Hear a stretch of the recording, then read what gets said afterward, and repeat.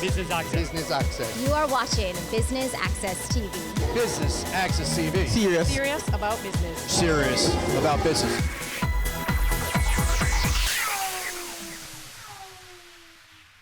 Innovation, networking, and exhibitions all in one space. It's another staging of CME's Corporate Mingle. And today we are here at Eden Gardens Wellness Resort and Spa. I'm your host, Amita Pasadwe. Please stay tuned for highlights.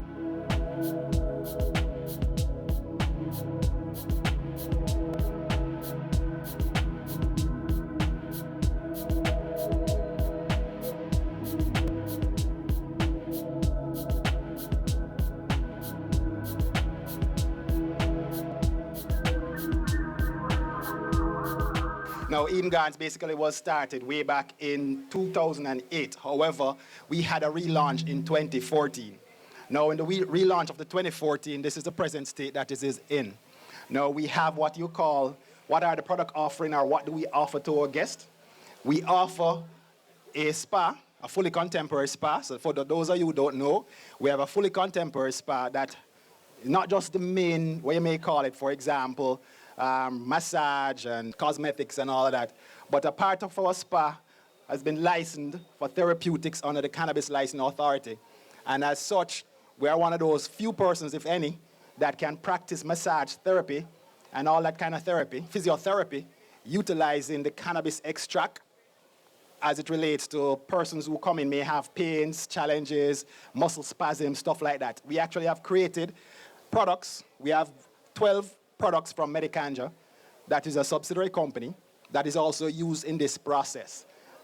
Now, in terms of restaurant, we have on location 2 of our own restaurant, which is the Tulips. Now, the Tulips is a casual dining, and basically you can come in here any hour of the day from 7 o'clock in the morning right through to 10 o'clock at night, and you can get any food in terms of your regular Jamaican fare or international fare. Then we have the Black Orchid, and the Black Orchid basically is the more, what you may call fine dining, where you can go, sit, and be pampered and treated like kings and queens. We also have a section for events. Accommodation is here. Of course, we have 22 rooms here, but we have also events. We are maybe the premier area for weddings. So those of us who are getting married or having an anniversary or want to have anything to do with a reception as it relates to weddings, we have it here. For those of us who are interested in any corporate events, as you see, the layout here is just one part of what we can do. You can actually walk upstairs. We have a roof setting that basically gives you the view of the entire New Kingston with the kind of beauty that we represent here as in the gardens. We also have a section where we call our suppliers, where we have a group of persons who are into wellness in one form or the other, have spaces here. So we have the Cushite, we have persons with hair, we have a physiotherapist, chiropractor, a nutritionist. They're all here. So what we are doing, we have created an arena, so to speak, of wellness in the tangible and intangible form. And at the back of the presence here, you will find EG Wellness brands. And primarily what EG Wellness brands do is to specifically research and create products that are geared again towards wellness. We have ATs, we have supplements, we have a supplement that is called Alpha Prostate, and that is for maintaining a healthy prostate. We have Women's Complete, which is a multivitamin for women, specifically for the Caribbean women, and we have Men's Complete, and again, that is specifically for the Caribbean man. And the Men's Complete is one of those products that we have what you call the horny goat weed that we do get great reviews on. So Eden Gardens is not just a hotel. It's not just an accommodation area. It is a composite of different, you may call it, product offering that suits individuals as related to health and wellness. Thank you, ladies and gentlemen. Well, we're happy to have Corporate Mingle. A lot of the companies that we cater to for meetings and weddings are actually within the New Kingston area. So it's pretty much, it's being able to showcase different sides to Eden Gardens, from corporate events, meetings, functions, seminars, and so forth. We do just as many corporate functions as we do weddings. So it's nice to have the corporate community to let them know that, we are here and we are actually expanding, in a development we will be starting a new development in a matter of months to expand Eden Gardens Resort. So we're really looking to now be able to offer not only accommodations and wellness spa, that kind of thing. We're looking to beef up our capacity, to be able to host larger groups, possibly conferences, and so forth.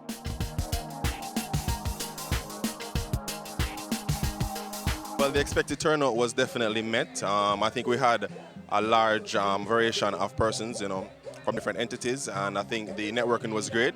I think it was a good partnership of the different companies, and in all, we achieved our goal was to pretty much get persons together to network and to share the different services. Corporate Mingle allows persons to come out and share ideas and share mistakes that they already made. So persons can see which path is easier to take or which path is better for them to take in the venture that they're in. So for example, as for fashion designers, there's a different path of fashion designers as it pertains to financial services. There's a different path for persons who are in food than it is for persons who are in cosmetics. So when you come to Corporate Mingle, you get to hear all the ideas that are out there. You get to go back, re-advise your whole business plan. You get to look back at what you have and see if it's meets what the market needs. For the past 7 months, Creative Media and Events have been a part of a lot of expos. So we decided to design an expo for ourselves. So for us to do like a mini expo is for the persons who have businesses that aren't really out there, who don't have advertising space on television, who don't have advertising space on the radio, and they get a chance to come here, set up a whole exhibit, and go directly to their consumers. They get a new advertising space, a new space for them to brand themselves and to meet their customers directly. The CIBC First Caribbean award-winning security features enables customers using their mobile phone to view transactions as they occur, and they can also make credit card payments in real time. They can enable the alert feature and receive notifications once the card is used. They can set alerts based on the transaction types, whether it is international or online, and they can freeze the card if it is misplaced or unfreeze it once it is found. And this is all from your phone. To get this amazing offer, it's pretty easy. All persons need is to take the 3-month statements, the last 3-month statements of the card the balance that you're transferring, and you take in your proof of address. We need your proof of income, which is a salary letter and pay slip. You also need to take in the 3 months bank statements. Persons can go on our website at www.cibcfcib.com, or they may call us at 1-866-743-2257, or they can visit any of the CIBC First Caribbean branches island-wide.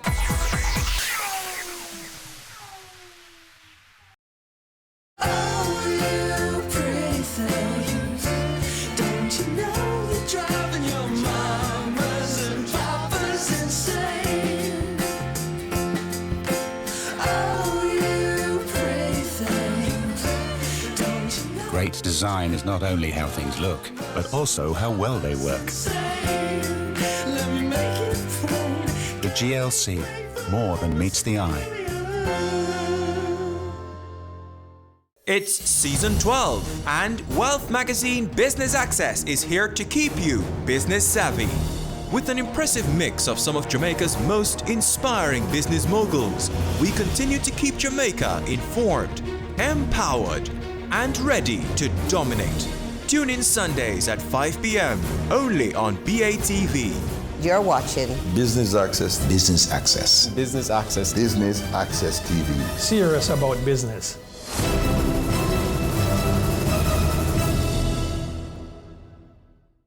Ready for cable for as little as $100? Ready for no monthly cable bills? Ready for 10 TV channels absolutely free? Then pick up our Ready TV box at authorized stores for $4,500. Hook it up to your TV set, then top it up with Ready Credit for 1, 7, or 30 days. Buy now and get $1,000 free Ready Credit and start watching your favorite shows. Pick it up, hook it up, top it up. Ready TV. Prepaid cable TV when you're ready. Now serving Kingston and St. Catherine. Limited time offer while stocks last. Conditions apply.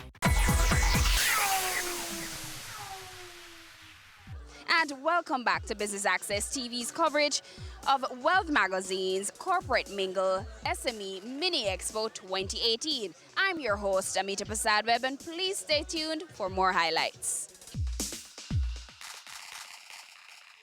So Business Access TV's role here this evening, we are the media partners for Wealth Magazine Corporate Mingle. So we are at all the corporate mingles, we are capturing all the activities, and we're ensuring that it's packaged and it's aired multiple times on the station. So for those who were unable to make it here for the actual event, they can catch it another day.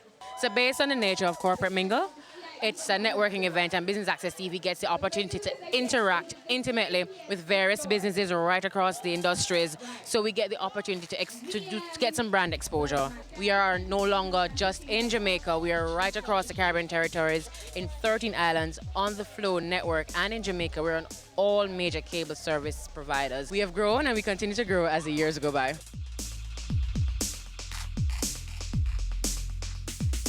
We're bringing a wide range of energy-saving items.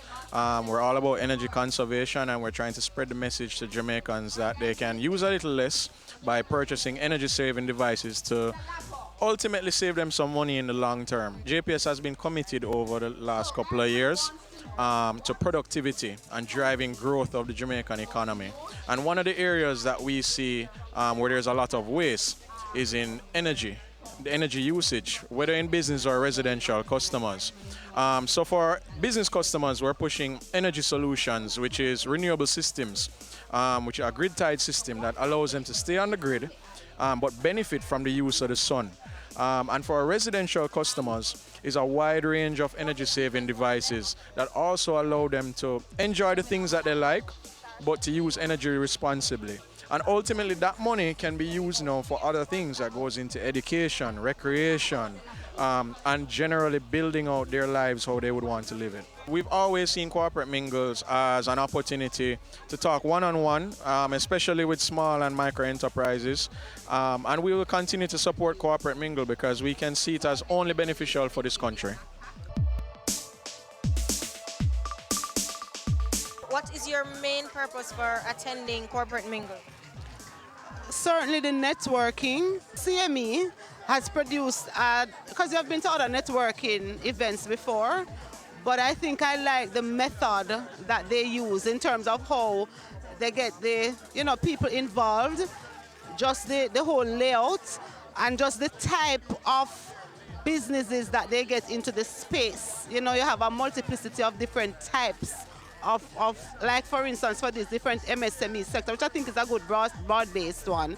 And based on what I do as well, it's useful for me to come out and know what is happening with micro businesses or medium-sized businesses.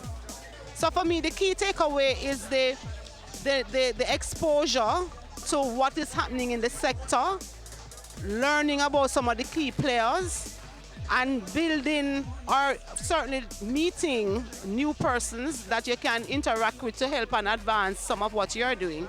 So I think that is very, very important. Always being able to keep abreast of what is happening in the sector, who are the players in the sector, how can I interact and benefit, and how can I give in terms of what I am doing to support what is happening in the sector. JNSBL, firstly, is the #1 microfinancing entity in Jamaica. We have been around for 21 years, and our function basically is servicing the MSC sector, persons in microfinancing, that kind of thing, persons who are on a small-scale business. That's what we do. And we offer several suites of loans. Basically, every year we keep on coming up with different kinds of loans to suit each and every unique person or unique business within our corporate or small business sector.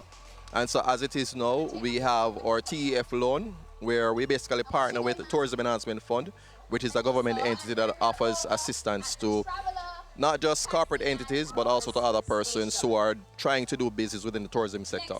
So as it is, we have one of our 5% loans. It's quite awesome, awesome for persons within the tourism sector. So if you're in craft, if you're in transportation, if it is that you are trying to add or to start from scratch building a villa of sorts, we offer up to 25 million for that as well. And so as I said, we partner with the Tourism Enhancement Fund, so it comes at 5%, which is ridiculously low.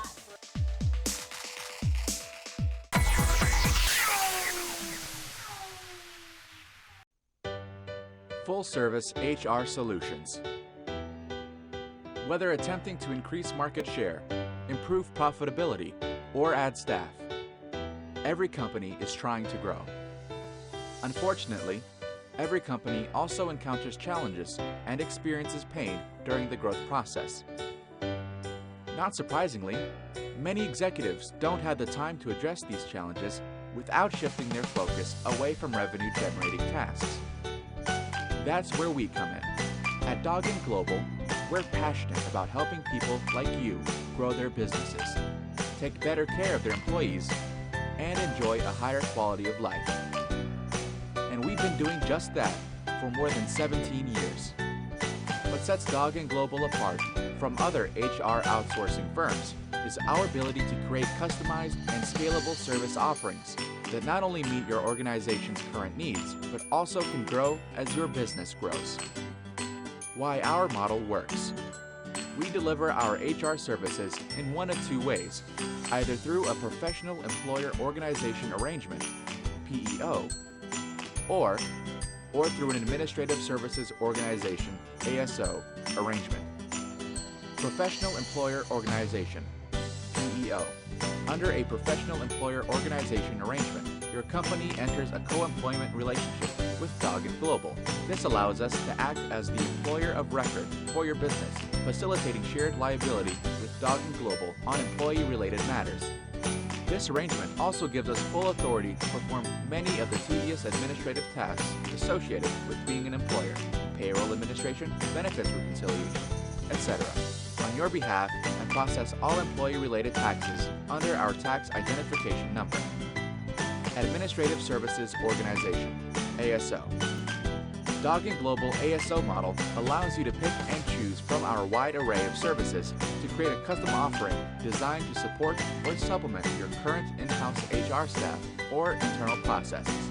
This a la carte approach is more like traditional business process outsourcing and vendor-client relationships, and works best for large and established companies that already have an HR infrastructure in place. For additional information, contact us at email info@doggin.global, website www.doggin.global.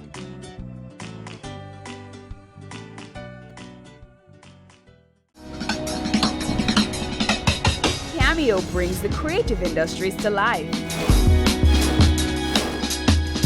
highlighting creatives in different fields each week. Art. My life turns art. I breathe, I eat art. Fashion. Food. Without a customer, we're nothing but four walls. Music. Film. Cameo, only on Business Access TV. Business current affairs you can relate to. Frank, credible discussion. On point, dissecting the issues. Offering solutions to Jamaica's challenges. On point. Thursdays at 8 p.m. on Business Access TV.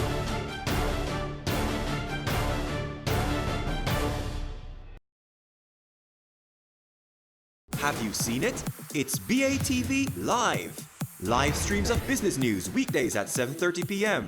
Stay on point Thursdays at 8 p.m. with our Business Current Affairs show and Weekend Business Report Saturdays at 7:30 p.m. wherever you are.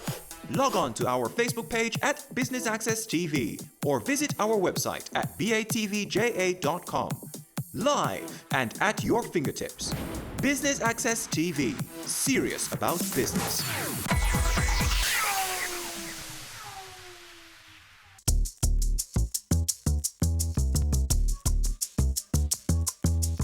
So Bumblebee Digital Agency, we're a digital agency. Very new to Jamaica. We started in July. We're the only ones who really offering Wi-Fi advertising on the JUTC buses, Juta, and Tropical Tours.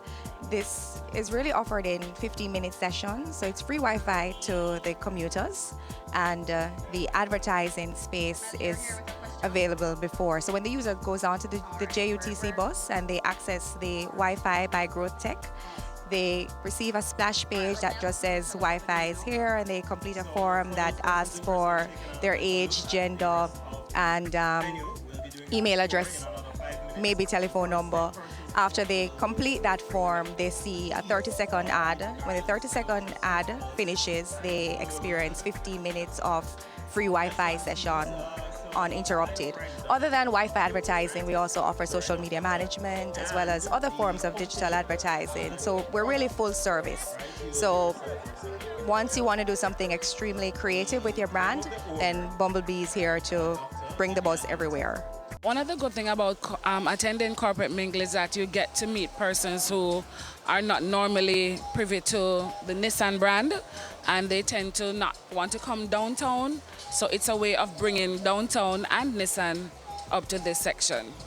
What was your expectation of the evening, and was your expectation met, or were your expectations met? Yes, handed out a few business cards, met a couple of persons, and looking at some of the booth as well. I actually purchased something, so I'm hoping to get a sale as well.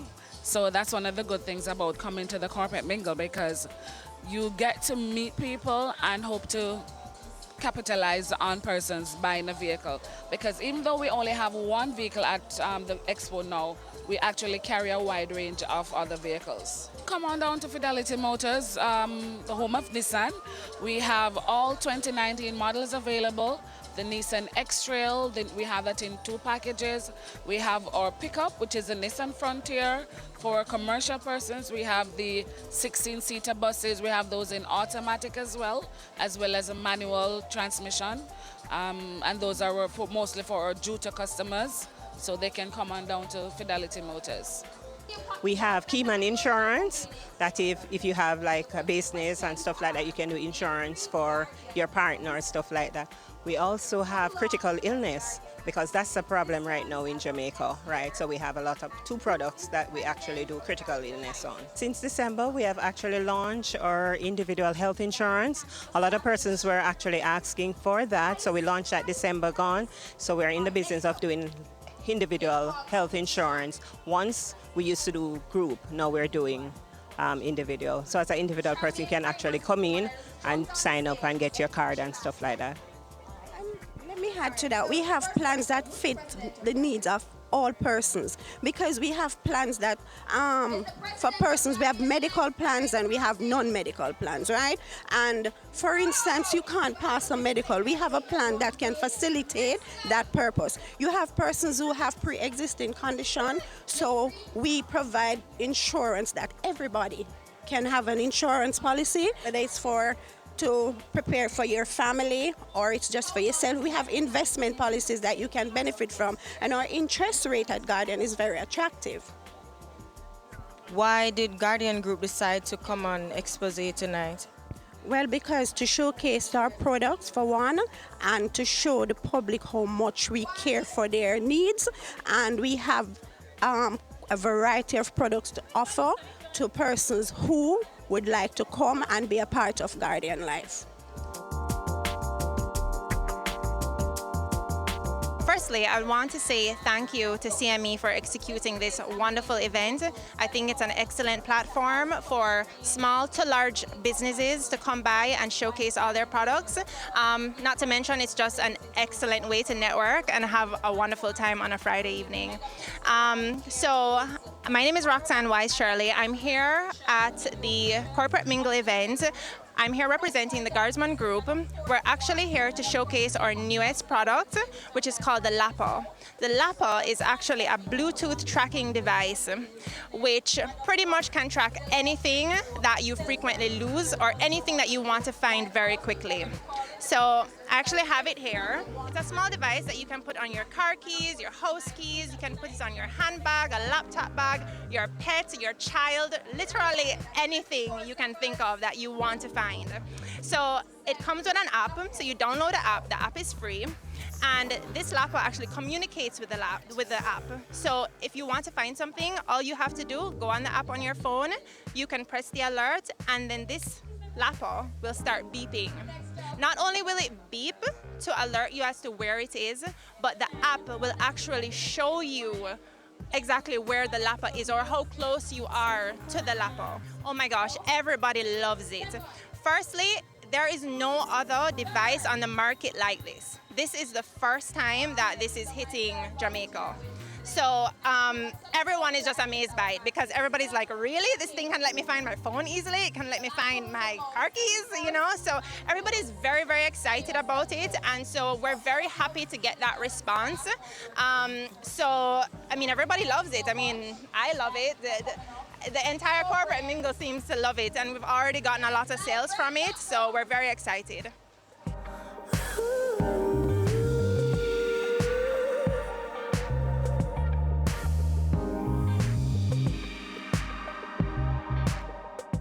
What are the functions of the BSJ?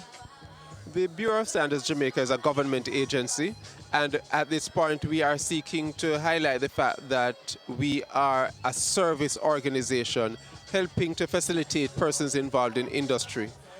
The first thing that we do, we help to set standards, and in addition to setting standards, we also offer training in a range of standards-related areas, including HACCP, good manufacturing practices, labeling. We also provide testing and calibration services, certification through our national certification body of Jamaica, and the Bureau of Standards Jamaica is seeking to help industry understand the importance of the use of standards to excel in business here in Jamaica and to excel in business outside of Jamaica. So how does participating in Corporate Mingle help to boost your brand? Well, certainly the BSJ recognizes, as we have done a bit of rebranding in the last year and a half, and we are less a regulatory body, it's critical that we present to industry and the persons, key players in the industry, what are the services we offer.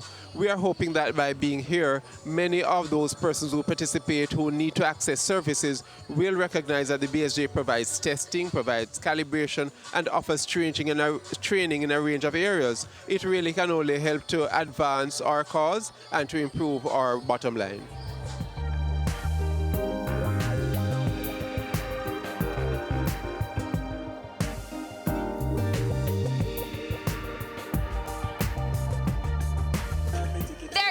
Another Business Access TV coverage of the Wealth Magazine Corporate Mingle SME Mini Expo 2018. I've been your host, Amita Pasado, and thank you for tuning in to Business Access TV, serious about business.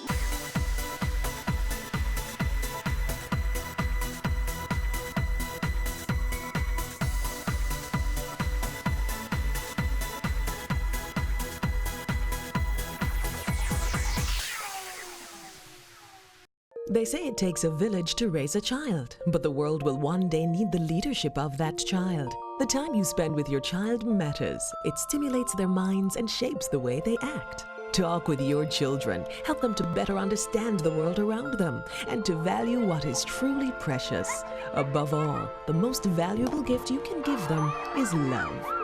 Play, talk, teach, love. Take the time. It makes all the difference. A message from the Parenting Helpline and Ad Council Jamaica.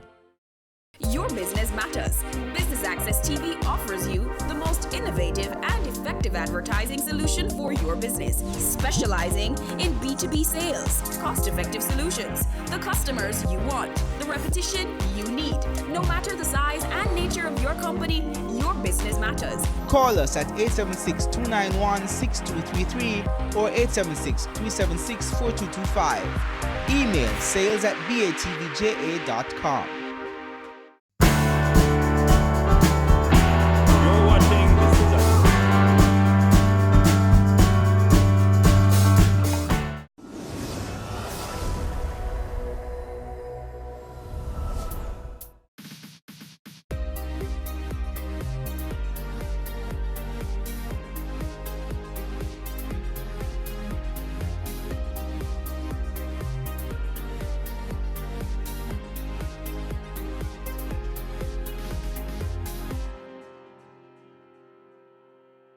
Opportunity, circumstances that make it possible to do just about anything.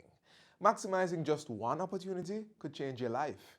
Hi, I'm Theodore Henry and welcome to Jamaica Magazine. Today is not just any other day. It's one filled with countless chances to do something new, something different, something positive. And you've already made a step in the right direction by tuning in. Today we'll share with you how our government is creating opportunities and hope for many Jamaicans. Do stay with us. Did you know that the EU has been doing a lot of work in Jamaica? The EU provided some 23 billion Jamaican dollars to help people living in sugar-dependent areas. This means new houses for sugar estate workers, rehabilitated roads, improved schools, health centers, vocational training, business grants, and a wide range of action to improve the lives of people in sugar-dependent areas. Life's sweeter for true with the EU.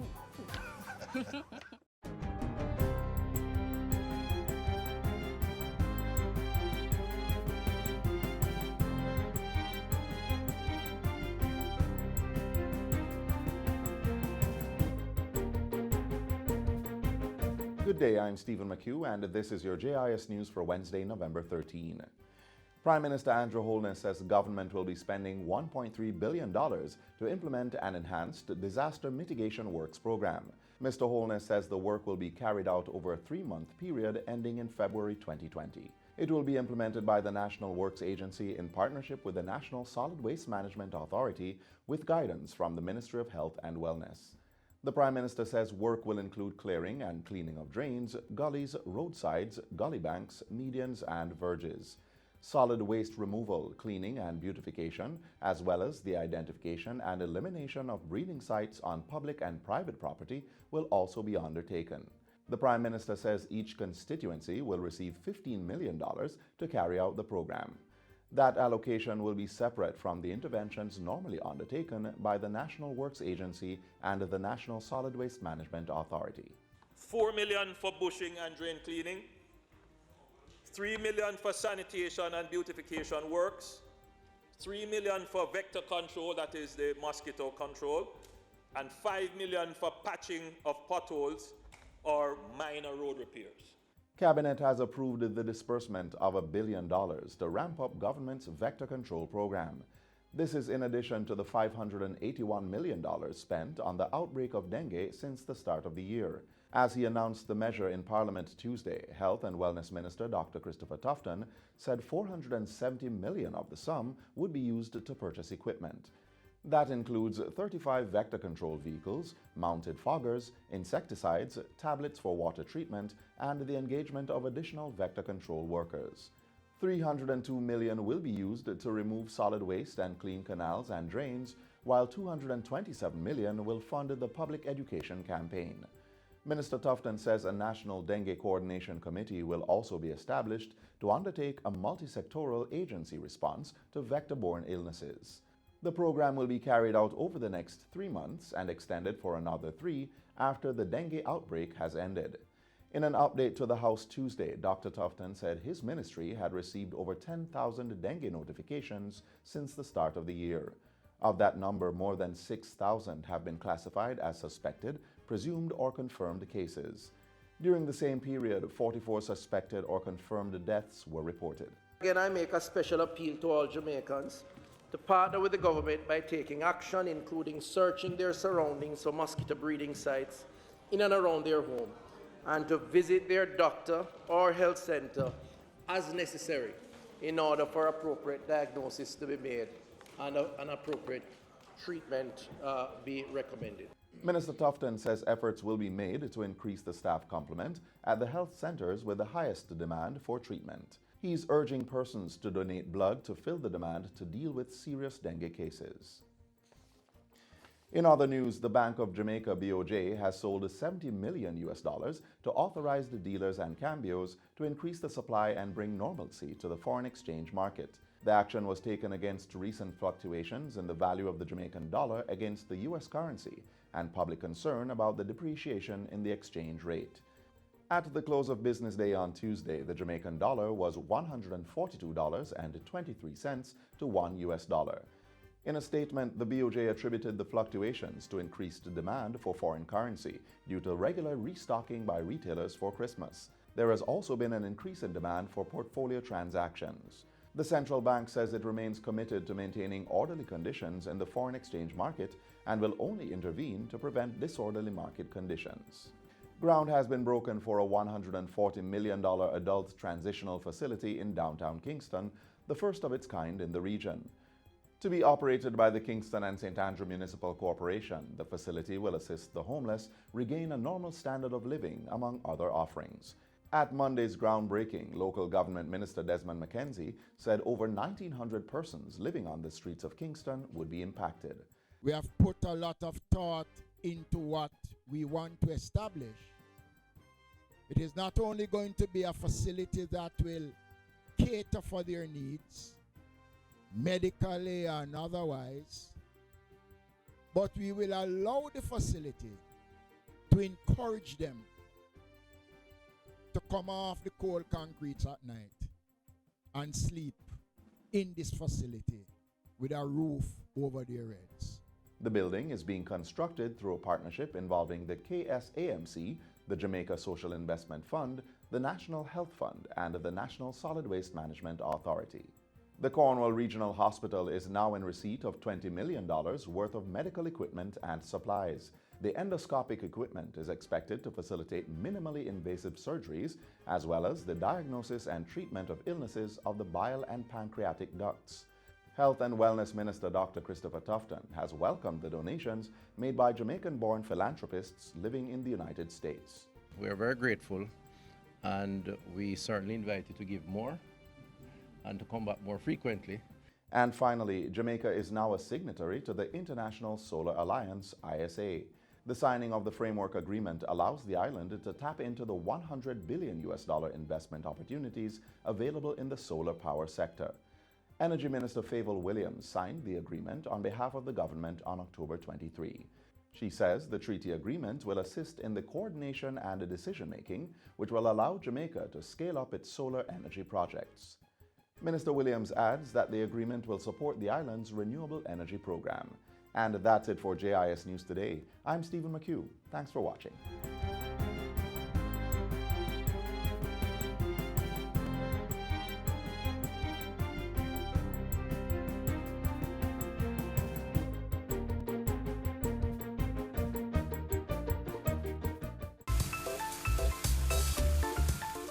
Hope often creates the platform for us to patiently wait for the opportunities we need in life. Well, the HOPE program, and we should all know what the HOPE program is by now, is not keeping anybody waiting. Through this initiative, many youth have been engaged in meaningful ways right across Jamaica. Here's how government created a second chance through the HOPE program. I was yearning for success so much that it brought me to the wrong route. I was actually incarcerated because of my actions. And that is where I got into sewing, because I had to do something to make up for the time and to keep myself active. So this program, I heard about it as soon as I was released in May 13. So it was my ray of hope. This is my change. This is my way forward. So I come with all zeal and tenacity to go forward. Cressy Ray is just one of the thousands of Jamaican young people whose lives are being transformed because of their engagement in the Prime Minister's Housing Opportunity, Production and Employment HOPE program.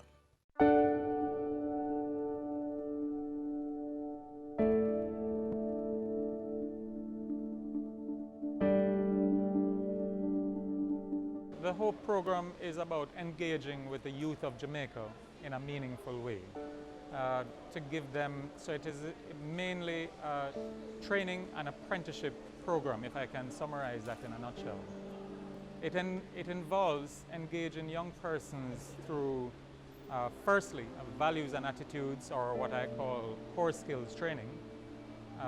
Then it gets into a skills training, a very basic skills training, and then get them to serve as an apprentice for up to 1 year, honing the skills that they would have learned.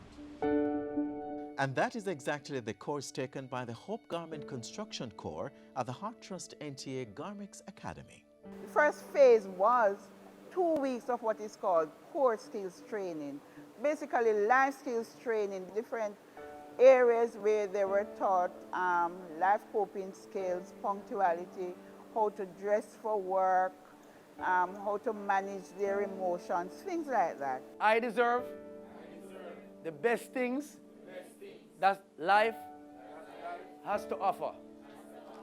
They were taken into the machine operating training where the 100 were placed in 4 groups of 25 with 4 instructors learning to sew. The final phase will be going into production where they will actually start making the shirts for the other persons. And you will see from the display we have over here that they're actually making shirts now.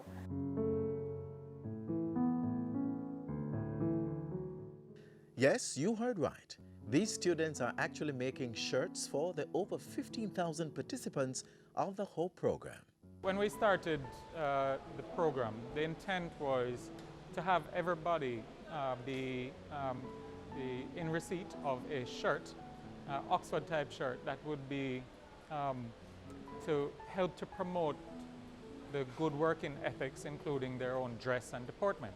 To purchase shirts outright and to have them branded, the cost was really far too prohibitive in order to kit out the vast numbers that we're hoping to reach on the program. Then there was a suggestion to speak to Heart Garmix Academy, and I found out that they had this massive facility with over 100 machines, which were generally being underutilized at the time. Now these young garment makers are learning much more than stitching shirts for fellow Hope participants. I'm enjoying it right now because I can make my own shirt, skirt, and now I'm dropping to make my own dress.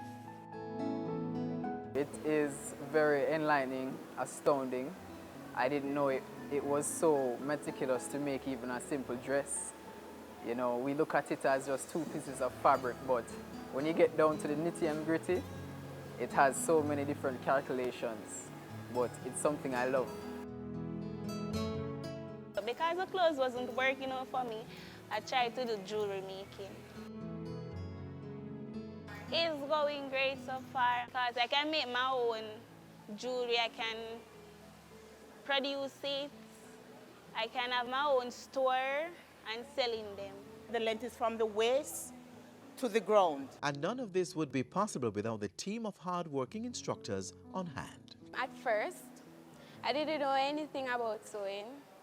Then, basically, getting the steps from our instructors, and they're teaching us step by step, so you get everything and understand. And at this stage where I'm at, I'm proud of myself, because if I didn't came here, I wouldn't know to do nothing at all. The teachers, trust me, they work hard. It's not easy dealing with us as young adults, so they work hard. And what I love about them, it's not just about passing for them. It is about sitting down with the person, making sure they understand. So I give the teachers 2 thumbs up. They help me a lot because I give them most of them problem. And there is not an instructor here who don't know me. Because I walk around and I ask questions, how to do my shirt, and they all helped me. It don't make no sense to stay home and sit down and I look for somebody to give something when you can come out, learn a skill, and can do something for yourself. It doesn't matter what background you're from or where you're from. Just come with an open mind and willing to learn. And once you're willing, you'll go a long way because there's hope for you. For more information on the Garment Construction Corps or the HOPE program, call or visit a National Youth Service or Heart Trust NTA office. Toll free 1-888-432-7868 or email info@heart-nta.org.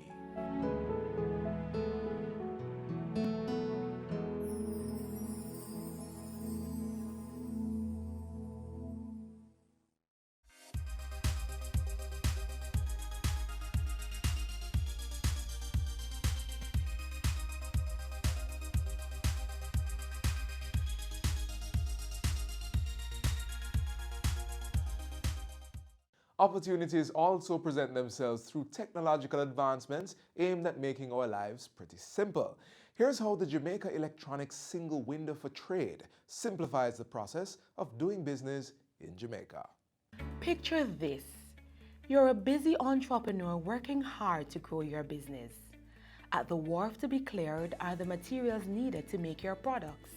You are required to visit several government offices and fill out multiple forms with similar information to complete this activity, spending time on the trading process that could otherwise be invested in your business.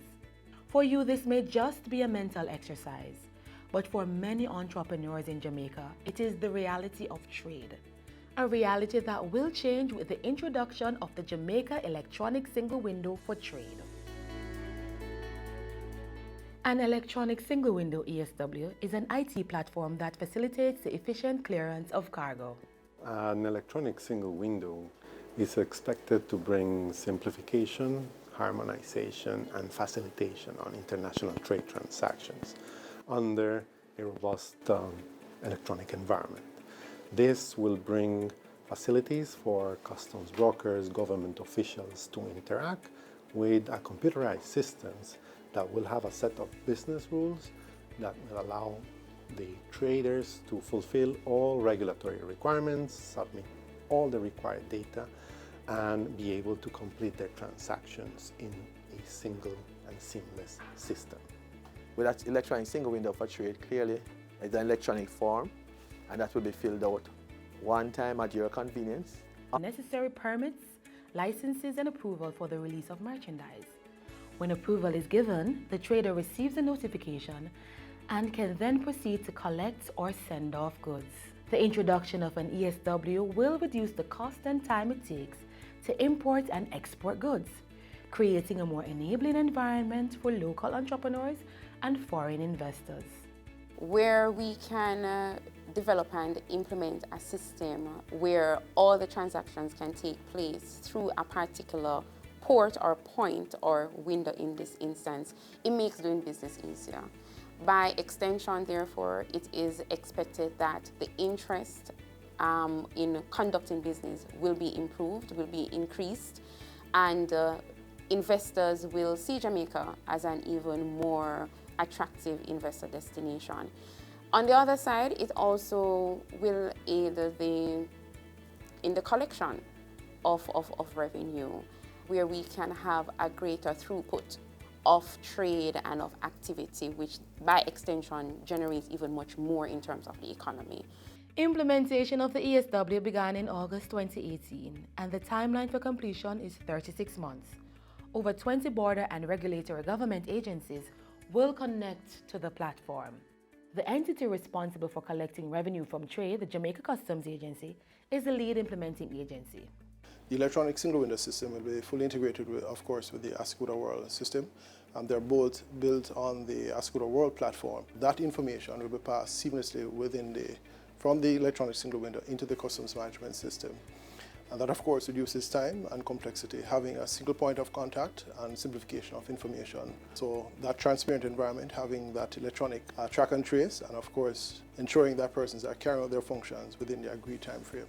The ESW is projected to reduce the number of entities a trader comes in contact with from as much as 5 to 1. In the future, this is how a trader could be making arrangements for the clearance of goods.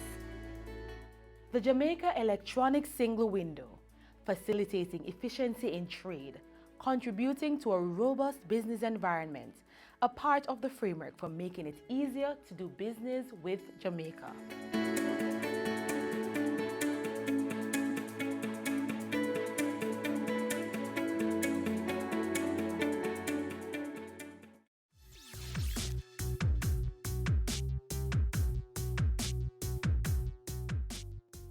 Through the opportunities that the government is creating for ordinary Jamaicans via training, technological advancements, and so much more, Jamaica is on the right path to becoming the place of choice to live, work, raise families, and of course, do business.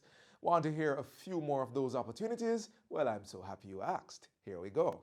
There's the Major Infrastructure Development Program, MIDP. Government created the MIDP program to improve some 431 kilometers of roadway together with 27 bridges. Not only has this program created the avenue for more jobs, it has resulted in better road networks. There are major housing opportunities through the Housing Agency of Jamaica, HAJ. The government, through the company and contractors China Harbour Engineering Company, CHEC, recently signed contracts for the construction of 1,650 housing solutions in Catherine Estates, St. Catherine, providing more Jamaicans with the opportunity to access housing. There are potable water opportunities. Government recently commissioned the first ever piped water system in St. Elizabeth. Prime Minister Andrew Holness opened the pipelines to the Essex Valley Water Supply Project in Junction Square, which will serve more than 3,000 households.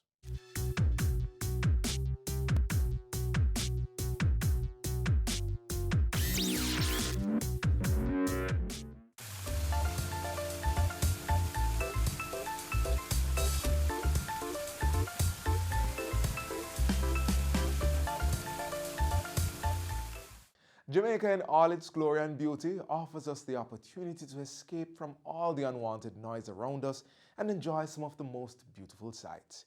Here's another in our series, Round the Bend. Today we journey to St. Mary. St. Mary is known for many wonderful things. Banana, the main ingredient of her favorite chips. The Eastern Parish is also home to cultural greats and emblems.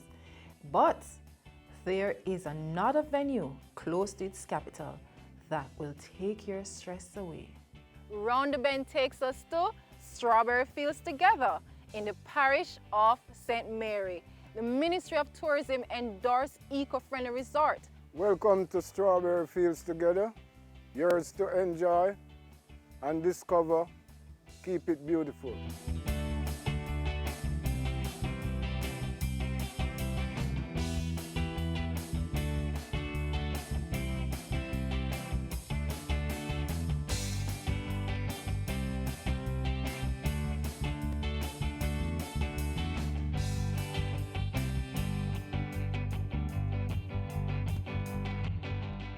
Strawberry Fields Together. Yeah, it's situated in Robbins Bay and just on the coastal area, you know, bordered by the Don Christopher Point, you know, historic, where they say it's a site where the last battle fought at sea between the English and the Spanish took place. So there's a lot of historic, you know.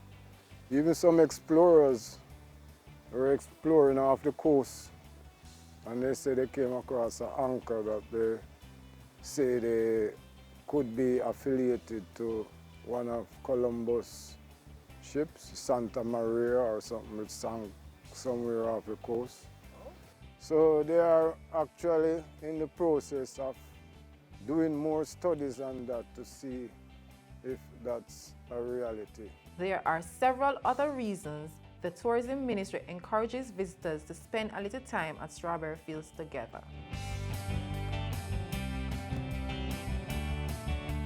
It sits on 18 acres of paradise. Located in the remote fishing village of Robbins Bay in the parish, it offers fun and relaxation for those in need of a getaway. There are 2 white sand beach coves on the property. White Sand Beach, which is unique in this area, because most of the beaches, you know, so it's like a real gem. There is also an award-winning restaurant and cafe. Good afternoon, I'd like to have lunch, please. Good afternoon. On our menu today we have fried fish, steamed fish, or brown stew fish. Or if you want to try some of our chicken, we have fried chicken and vegetarian meals also. My name is Jennifer Wright Mackenzie. I am the manager for the Strawberry Patch restaurant, also cook/chef. I am preparing for today some steamed fish, fried chicken, and curried chickpeas.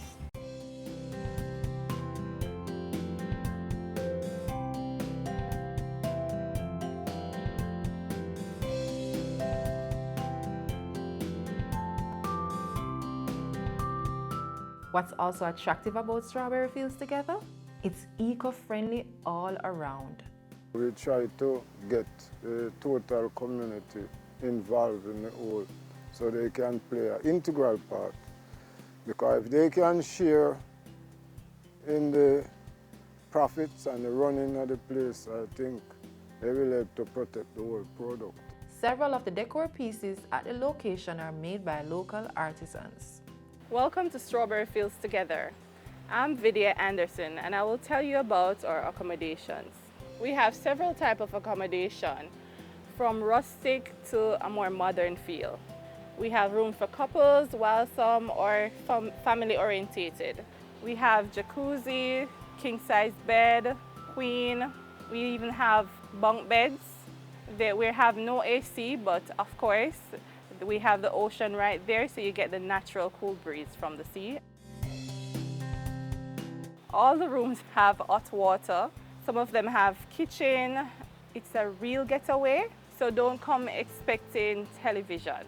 You're invited with your family to experience the magic of Strawberry Fields Together. Other than staying overnight, Strawberry Fields Together is a great location for a company or school fun days. Just ask for the Jamaican group rate.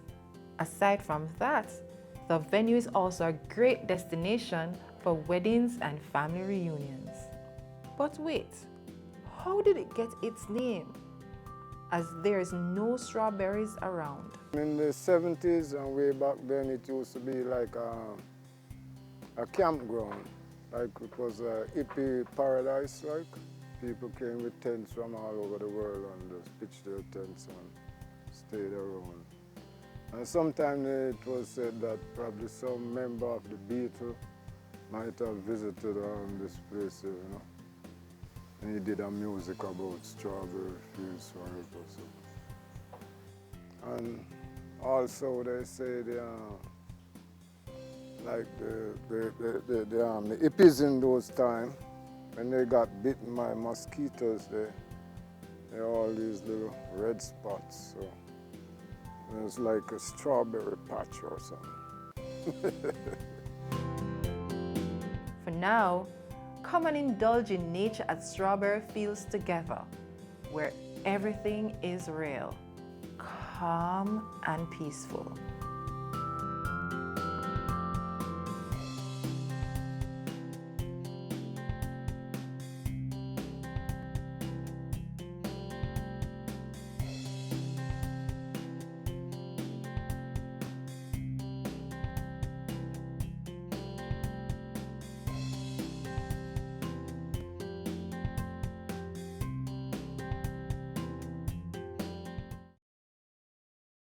And that's all the time we have for you on today's show, but if you missed anything, you can watch it all again on our website or YouTube channel. Don't forget to keep up with us on our Facebook, Instagram, or Twitter pages. And before we go, here's a little food for thought. We do not get unlimited chances to have the things we want. Nothing is worse than missing an opportunity that could have changed your life. Let that sink in. On behalf of the entire production team, I'm Theodore Henry. Take care.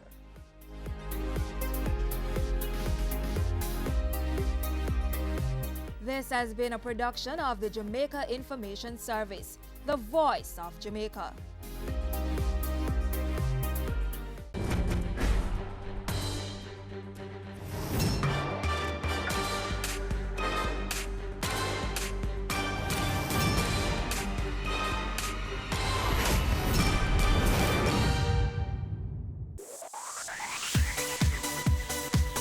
You're watching Business Access TV. Business Access TV. Business Access. Business Access TV. Serious. Serious. Serious about business.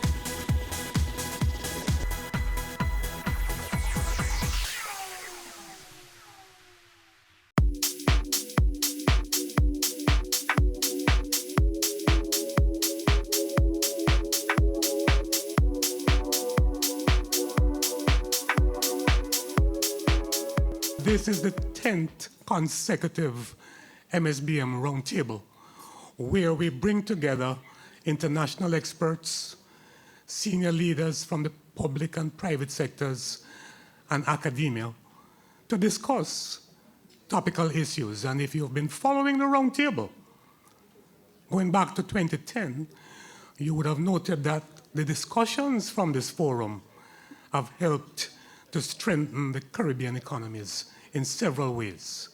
Today's theme, as your program shows, is agile leadership for digital transformation. And as usual, we have our own CEO chairing the function.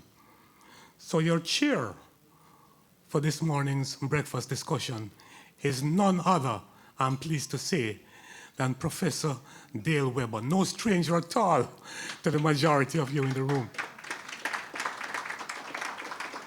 The University of the West Indies is very pleased, very proud to have the Mona School of Business and Management as the heart of its operation within the Faculty of Social Sciences, where we do the business that allows us to practice what we teach.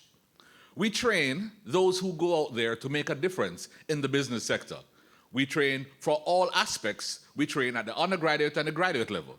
We're therefore very pleased that we have the opportunity to work with partners when we can have that opportunity, such as today.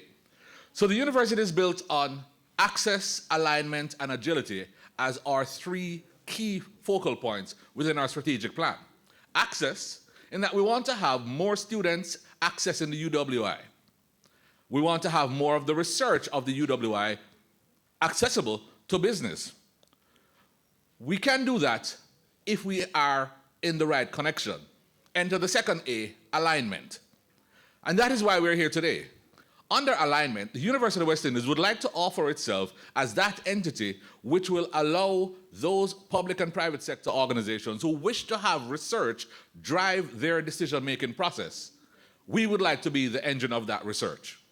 The Mona School of Business has created in this roundtable opportunity a key component in that alignment, where we would like to do research, but we would like to get the questions from you. So people think about the university and say, we're in an ivory tower. We're over there doing what we want to do. Well, we would like to do what you want us to do. We could have a lot of answers for a lot of questions, but if we ask ourselves the questions, where are we going? So we would like to ask you to provide those questions as partners so that we can provide the research to give you the answers. This roundtable opportunity allows us the key components of that discussion. Finally, under the AAA strategy is agility. Now, the University of the West Indies, we will confess that our wheels turn very slowly.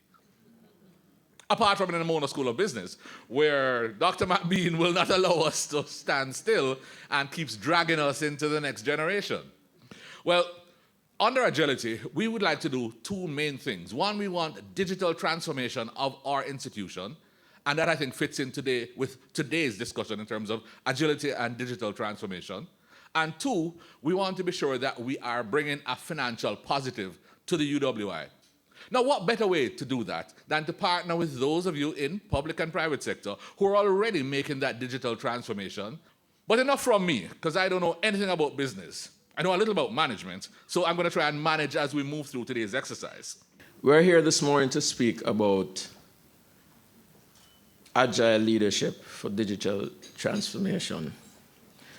And it strikes me that when we speak about agility or agile leadership, some things come to mind: transformative, innovative, doing things differently, collaborative working.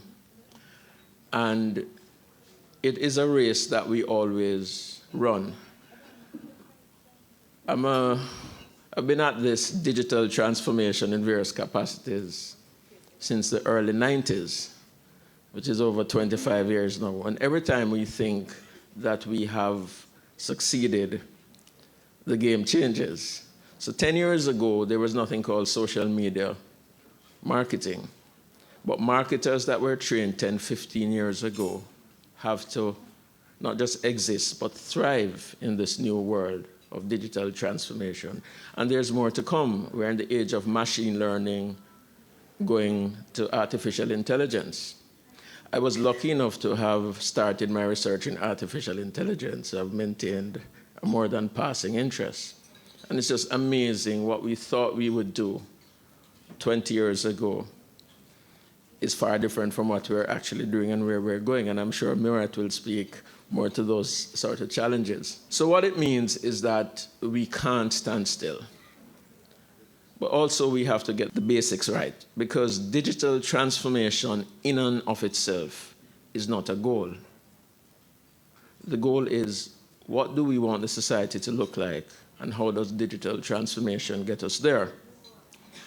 And it means we have to have a generation of leaders and students who will always be thinking along that path. We have lots of work to do. I would take this opportunity to invite members of the public and private sector to partner with the Mona School of Business and Management and the university as a whole. If all people trained at the university were to stop working for one day, whether directly or indirectly, the country would shut down. We have many CEOs that have passed through the MSBM. I think of Don Webby, for example, who comes to mind. And we are proud of what we have trained. I always make these points when I speak publicly now. While it's important that people are able to function in the workplace immediately when they leave, it's more important that they are able to learn in the workplace and adapt themselves. And that is why we try not to train technicians who are work ready, because it's impossible to do that for the dozens of companies out there. But we promise you we will train people who should be able to adapt to your changing circumstances. And so we invite you to partner with us as we go through these and other initiatives. Our students need help, they need mentoring. The pool and the society is a lot different today. So if you can't contribute, as Mina goes on her much needed fundraising, contribute your time. Mentor a student. We would ask that you look at sponsoring a student, because if we're talking about digital transformation, it means we're in a knowledge economy. And if we're in a knowledge economy, we need people trained to function in that knowledge economy. So as I close, I welcome your support. The university is here to partner with you. Our sole reason is to take global knowledge and turn it into regional and local solutions for our markets. So we thank you for your support. I would like to add my welcome to you to this 10th anniversary, and I look forward to a really stimulating conference. Thank you. It's Island Hour, it's Island Hour, it's Island Hour, free eye test. It's Island Hour, it's Island Hour, it's Island Hour, free eye test. Free eye testing is back and it's here to stay. Island Eyewear offers free eye testing every day, all day at all locations island-wide. Conditions apply. Make your appointment today at www.islandeyewear.com or call us 630-1180. Island Eyewear, your style, your price. It's Island Hour, free eye test. Every day you wake up, you have another opportunity to make this little island better, safer, a place where we all can be proud to call home. It's time we all recognize that every little thing we do has an impact on the Jamaica we live in now and the country we're leaving for our children. So promise me this, promise yourself this: no more will we tolerate criminals, even if it's our relatives. Tell them they're doing something wrong. Tell them to stop. Tell them no more robbing our children of the Jamaica they deserve. Tell them no more crime.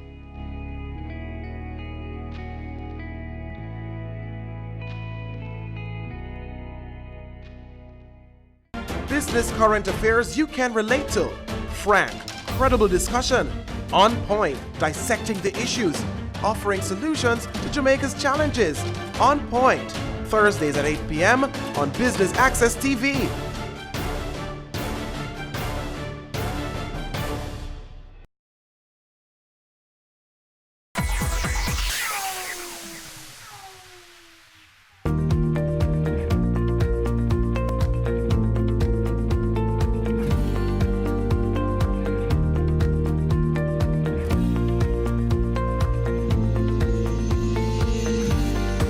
Mr. Murat Bisak is responsible for overseeing and shaping the PMI long-term strategy.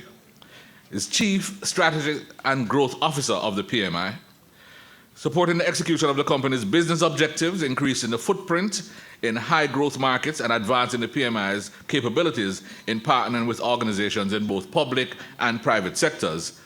And that is why we've asked him to come today. We invite to bring us our keynote, Mr. Murat Bisak.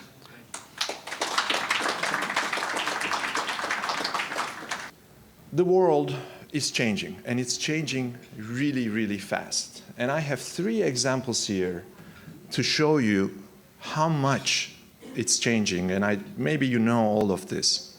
The first example on the left is a painting, as you see.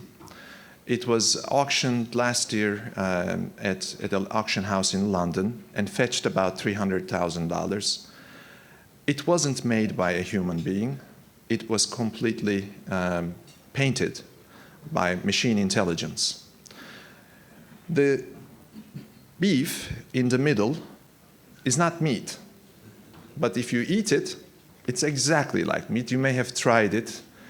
You probably have heard of the IPO Better Burger about last month.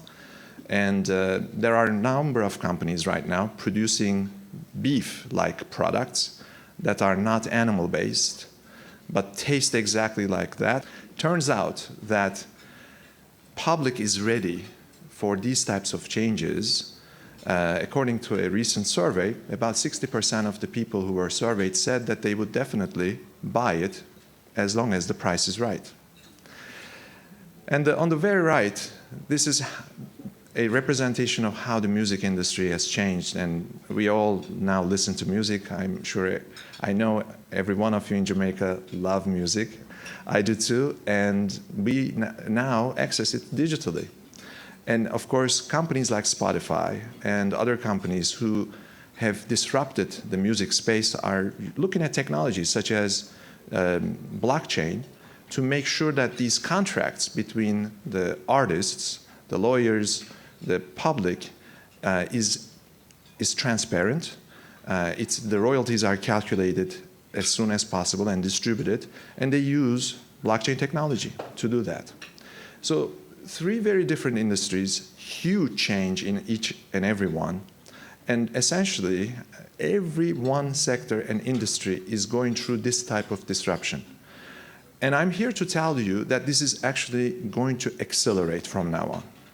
And the reason for that is because when you look at the S-curve, and I'll show you one soon, we are in an exponential accelerated curve right now, because we have computing power that is doubling and more than doubling every year. It's getting much cheaper. Everything is on the cloud, so all information is accessible. And we have built algorithms and programs that can access the cloud for free, get that information, and think. And they do that faster than our brain can. So that's the change that's going on. And it's a little bit scary, but there is also the positive side to this.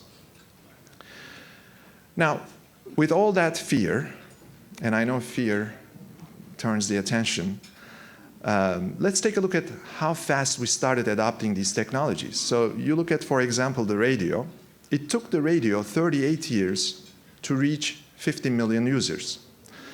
It took the TV 13 years, iPod 4 years, Internet 3 years, Facebook about a year, and Twitter about 7 to 9 months.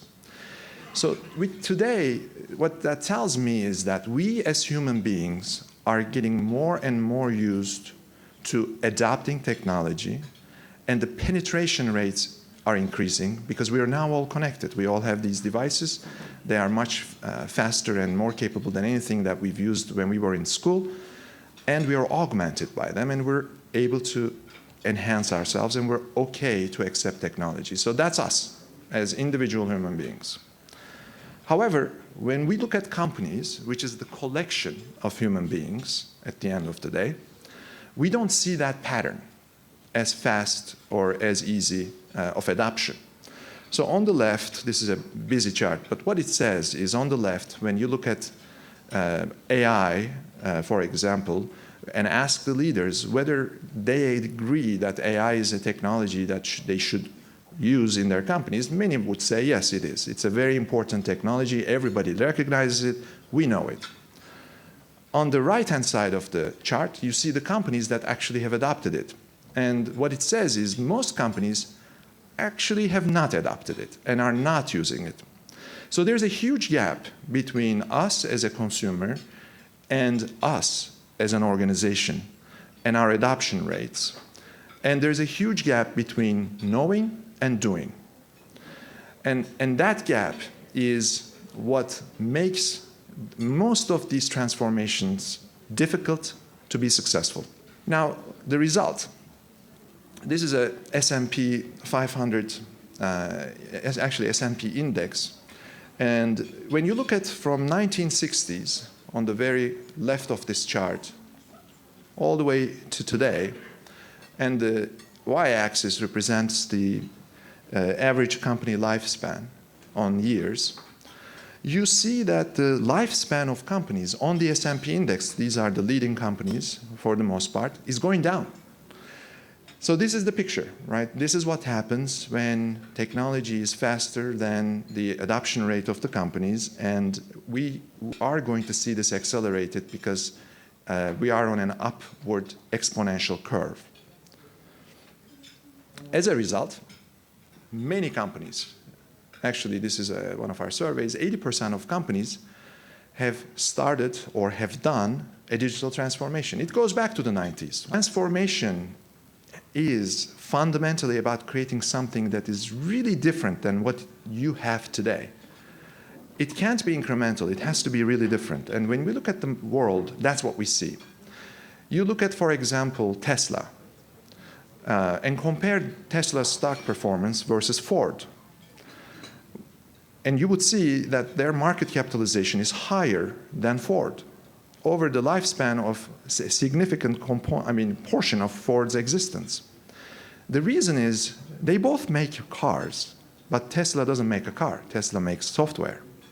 Because if you have a Tesla, you actually are buying a product that updates itself overnight while you're sleeping, because the software update that gets released and downloaded to your car automatically improves the car.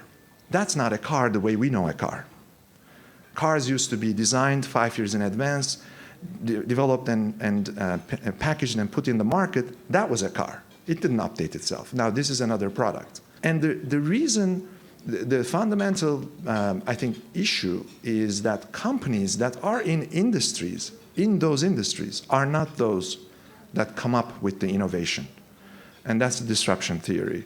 And we're not going to go into that today. But unless the change is fundamentally different, it is not a transformation. So what is PMI? PMI is a very interesting organization. First of all, we are a not-for-profit organization.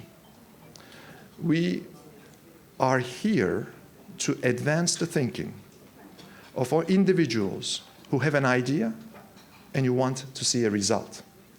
So 50 years ago, when PMI started, we were started by 5 individuals who said, we are doing all these projects and we need standard ways of working around these projects, so let's start an association. And if we're successful, we'll reach 1,000 people. That's how we started. Today, we reach 3 million people, 50 years later, and we're much more than projects, programs, portfolios, and I'll tell you a little bit more. And today, we're publishing thought leadership pieces around AI and the impact of AI on future of work, quotients that one could calculate. What is your technical quotient as an organization, as an individual? What are the capabilities you need to have, and so forth. And when we look at 3 years ago, what we had talked about, and today what we're doing is drastically different. So we are, as ourselves, in the middle of a major transformation. Now, I'm going to switch now and talk a little bit about the 7 tenets that I would like to share with you that I've learned from my personal experience as a management consultant and corporate leader, from the 3 years that I've spent at PMI doing our own transformation, and going to the world and talking to leaders and identifying what they are doing that we can learn from, and then coming back to our organization and contributing to our IP. So 3 different perspectives summarized in 7 tenets. Number 1, a transformation needs a why. Without the why, it's impossible to connect to individuals who are going to make it happen. The fundamental reason why you see the people adopting technologies is because they see why it is that they should actually use it. So we do. Most of the time, organizations come up with some idea or goal, but most of the time those goals don't connect to the people. And they are sometimes financial, sometimes maybe impossible to achieve, and the people in the ranks don't believe in it. And it's not something that they can resonate with, and they cannot identify with it, and they don't see the purpose. So it's very important to identify what is your purpose as an organization. What are you trying to do? Now, the second thing that's important, we need to sing the same song. It has to be the same thing, otherwise it's dissonance. It has to be, there needs to be an orchestrator, and everybody needs to know their role, and they need to play the same tunes. Otherwise, it won't work, right? It's easier said than done. And so you see here on the left-hand side of the chart, our new CEO. He came in, and he read our strategy, he read our transformation plan, and he said, I love it. I'm going to sign on to this, and I will talk about it everywhere I go. And now he's talking about it everywhere he goes. Everybody has started understanding what is it that we're doing. And the song started to become real for us. So you can ask anyone at PMI what we're doing. Everybody would tell you exactly what we're doing the same way as I would tell you, because it's clear.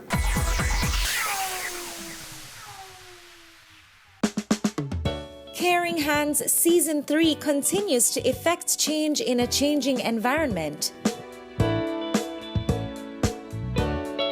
Many of us were raised by grandmothers, right?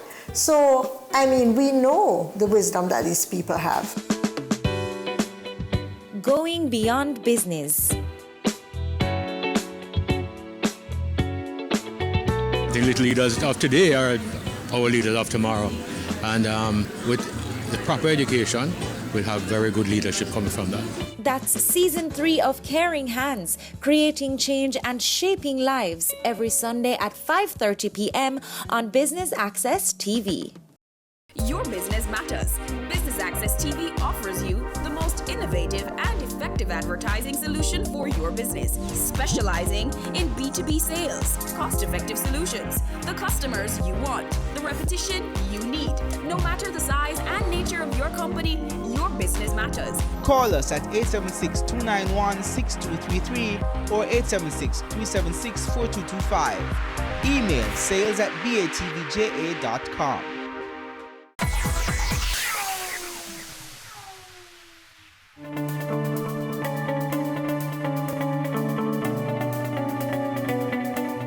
Number 3 is engaging your own people. There are many, I used to be a consultant, and there are many consultants that are really great, but we can't rely on them to deliver the transformation because they go away.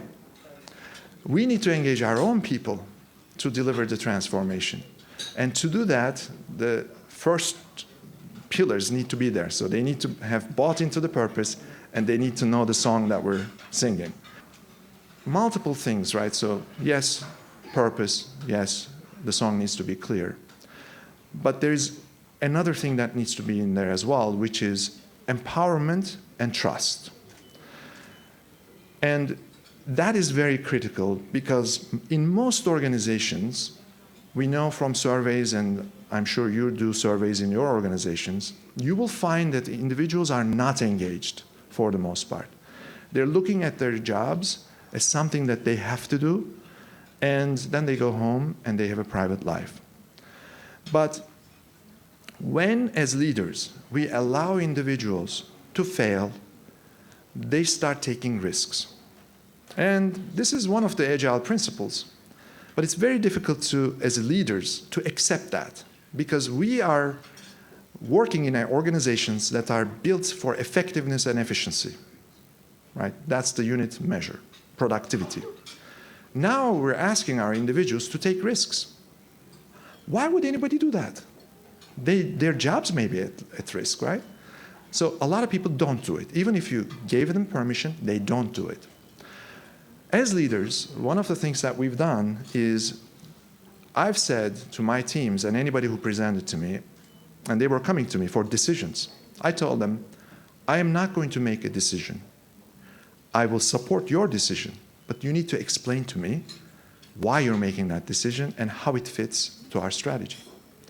So don't ask me to make the decisions, because if I start making decisions, then I don't need you. Number 4, this is interesting. We started acting like venture capitalists at a not-for-profit organization called PMI. You can do that. So if we can do that, you can do that.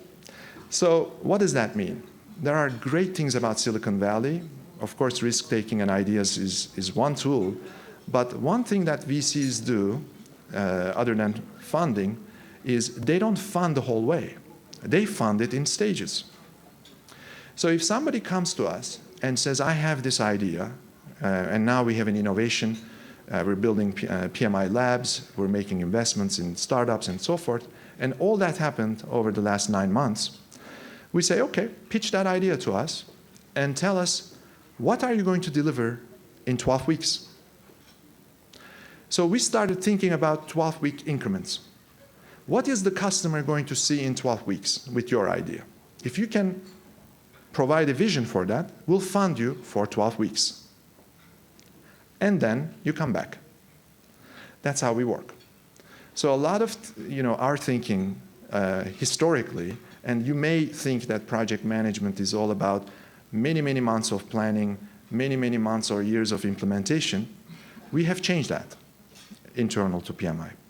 Now it's all about, in our world, what do you deliver in 12 weeks to the customer? What do you need to do that? And we'll give you that money, and then you have to come back and first prove that that idea actually works. And then we can give you more. And that's how we do it. And it's extremely powerful when you do it. So to do all this, you need to build a culture of unlearning. And of course, relearning. But unlearning first of all the ways how the organization works today. Because in every organization, there are many meetings with a lot of people in the room, and somebody will come up with an idea, and somebody will say, yes, but, or, well, we don't really do that here. Or we do it a little bit different here. You have to go talk to marketing. They would not let you do this. Or brand will say this. So a lot of ideas get killed. So this unlearning of that behavior is extremely important. So rather than but, we're using and rather than having meetings with 20 people, we actually reduced the meetings and team sizes significantly to sometimes 3, 4, 5, 6, and said, you can make a decision. All you have to do is inform and don't break rules and government and laws and things of that nature, but you can make a lot of decisions. And that's part of the unlearning. Which gets me to one of the best quotes that I've heard, and it was very impactful when I listened to it. It came from Dick Costolo. He's the former CEO of Twitter. He's the guy who took Twitter from $1 million to $1 billion. And he made this presentation to us at one of our PMI events last year. And he said, organizations, for the most part, think about their legacy. But what they really need to do is understand the legacy, but protect the future. What do you need to do to protect the future? The legacy is done. You are responsible for the future. And it's very difficult to do that in organizations that are 50-year-old, 20-year-old more, because we think that we have a lot of legacy and that we have to respect, which is true, we need to respect it. But that legacy is not going to make our future. So we need to unattach it ourselves sometimes from it and really, and that's why I put number one, what's the purpose? Really attach to our purpose and restate our purpose in the sense of what it is today and in the future, and look at the future and not the past. So that's the transition that every organization needs to make. The last one is a little bit self-serving, but it is very true. We say organize around projects, and we're not just about projects, we're about strategy execution, but we like the unit of value delivery, and that unit of value delivery in many cases is a project. So what does that mean, organize around projects? Isn't that obvious? Well, it isn't, actually. We are seeing a major shift in the market, and that shift requires organizations to rethink how they think about delivering value to their customers. Most organizations today have a role and a job which attaches to a desk and a person. But in reality, if you look at how organizations deliver the value, they deliver value around projects. So with temporary assignments, with temporary goals and outcomes attached to a project, you have many people, and their role is doing that project right. Not what it says in their job description, right? Because that ties them to a silo, marketing, finance, but their value delivery is a project. But why are organizations not organized that way then, right? So we took that, and now what we do at PMI is we organize around projects. We have very clearly laid out what is we call it value tree. What is our value tree that attaches to a customer result? And how do every project clearly contribute to that value result? Of course, we have programs, portfolios, etc., products. And we actually took and we said, you are now 100% dedicated to doing this. And people said, wait a second, is my job gone when this project is done? We said, no, don't worry about the job. You deliver this, and there will be more, because we're in constant transformation. So we're changing that, and we're actually going to be talking a lot about it, because we are in a project economy. All of us are in the project economy today, and that we need to change how we are structured as organizations. So to summarize, these are simple statements that are very difficult to do, but there is really 7 of them. If you do these right, you're going to achieve a lot. And I haven't really talked about digital or technology that much. I talked a lot about people, teams, and individuals, because at the end of the day, it's the people, teams, and our organizations are all about that deliver anything that is of value to our societies. So if we follow these, change some of the practices that we do, I think we can be more successful than looking at the digital transformation as an adoption of a technology. It's all about the people.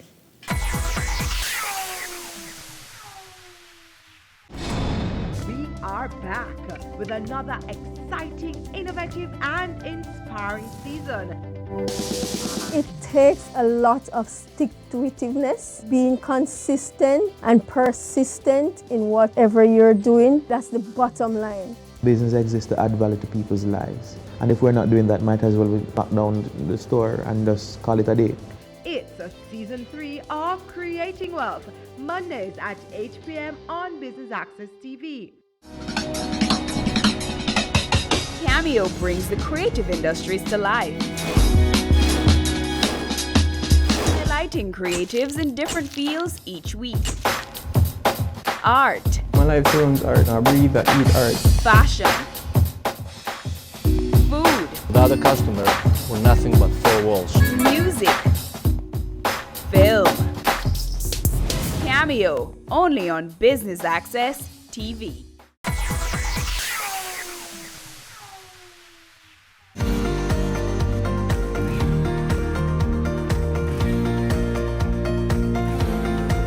As we contemplate the theme, Agile Leadership for Digital Transformation, the subtext of what we are really saying or asking is, what do we have to tackle today to make tomorrow?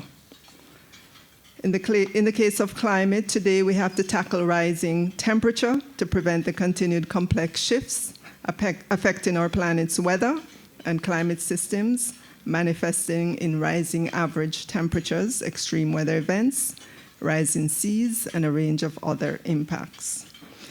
As we embrace agility in leadership as what's needed for the digital transformation, we sometimes forget how uncharted this new digital world remains, and that it is a work in progress, and that it is people who are at the center of the digital transformation. The speaker ahead of me pointed to that. So as we think about agile leadership for digital transformation this morning, I believe all business leaders still have to answer some critical questions that Peter Drucker asked some 40 years ago, and he asked 5 critical questions. The first one is, what is your mission? He said, your mission statement should not explain what you do, but rather why you do what you do. The second question is, who is your customer? And I know we're transitioning to the digital world, but these are still very basic questions that we have to take with us into that world. Who's your customer?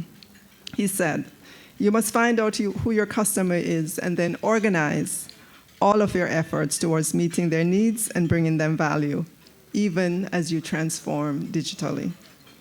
The next question, what does your customer value? And he said this question is probably the most important. The key is that it can only truly be answered by your customer themselves. So you must know what your customers want and need. And what are your results is the next question. You must be able to measure your results in both qualitative and quantitative terms. You must not only know what your results are, but you must have a standard for evaluating them. And finally, what is your plan? Your plan should include your mission statement, action steps, and a way to evaluate your results. And if you can't summarize those points, then you don't have a plan to achieve your goals. Make the transformation to the digital world all you want. Just don't forget that it is the people who are at the center of the digital transformation. It's certainly a pleasure to be here with my co-worker, Dr. Silburn Clark Silburn. Our brief presentation provides more insights from ongoing research at Mona School of Business and Management on the digital transformation imperative. Last year, we reported from the research that few Jamaican firms had declared a digital agenda. And we also reported that the 2018 World Economic Forum's Global Competitiveness Report, and you know Mona School collects the Jamaican data for that. This report indicated that Jamaica's economic growth is being severely constrained by low levels of ICT adoption, low levels of exports, and low innovation capability. You've heard from Murat and certainly the minister, and they make the point that whereas digital transformation is crucial, it is fundamentally about people. Our discussion seeks to answer one fundamental question. What should be done to lead digital transformation towards Vision 2030 Jamaica? Our executive director, Dr. David McBean, and the minister just now, has made it clear that digital transformation is not the goal. And we all know that we have a mere 10 years left to achieve Vision 2030. You know, and as the minister just said, that Vision 2030 seeks to make Jamaica the place of choice to live, work, raise families, and do business.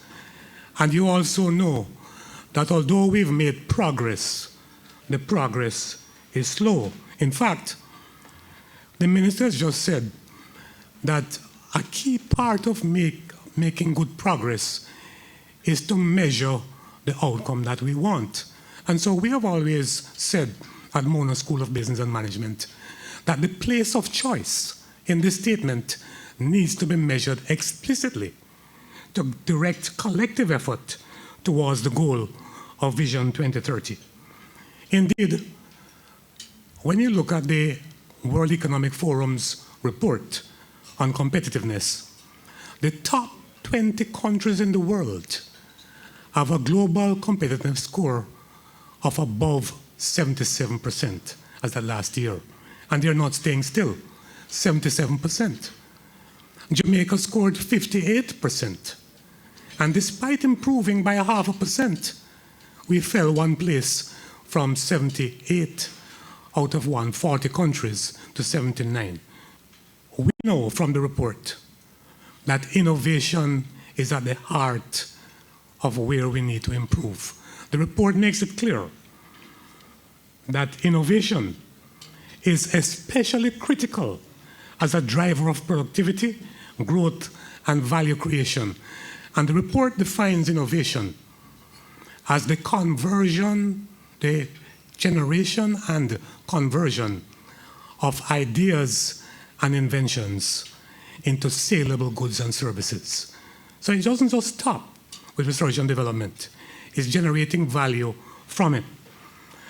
There is good news in that a recent survey, global survey conducted by Deloitte, revealed that a large majority of companies across the world are not ready to renew their business models or embrace the technologies associated with the fourth industrial revolution. And what this means is that if we can step up our game, we have an opportunity to boost our competitiveness towards Vision 2030, somewhat ahead of the pack. However, it requires all hands on deck. It's not just about government. It's also about the private sector and every other stakeholder.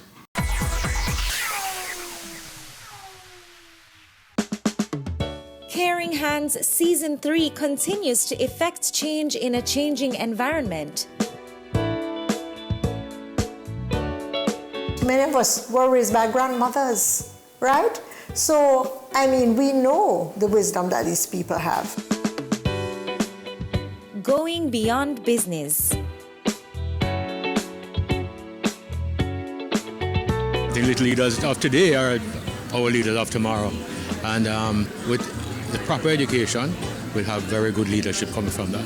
That's Season 3 of Caring Hands, creating change and shaping lives, every Sunday at 5:30 p.m.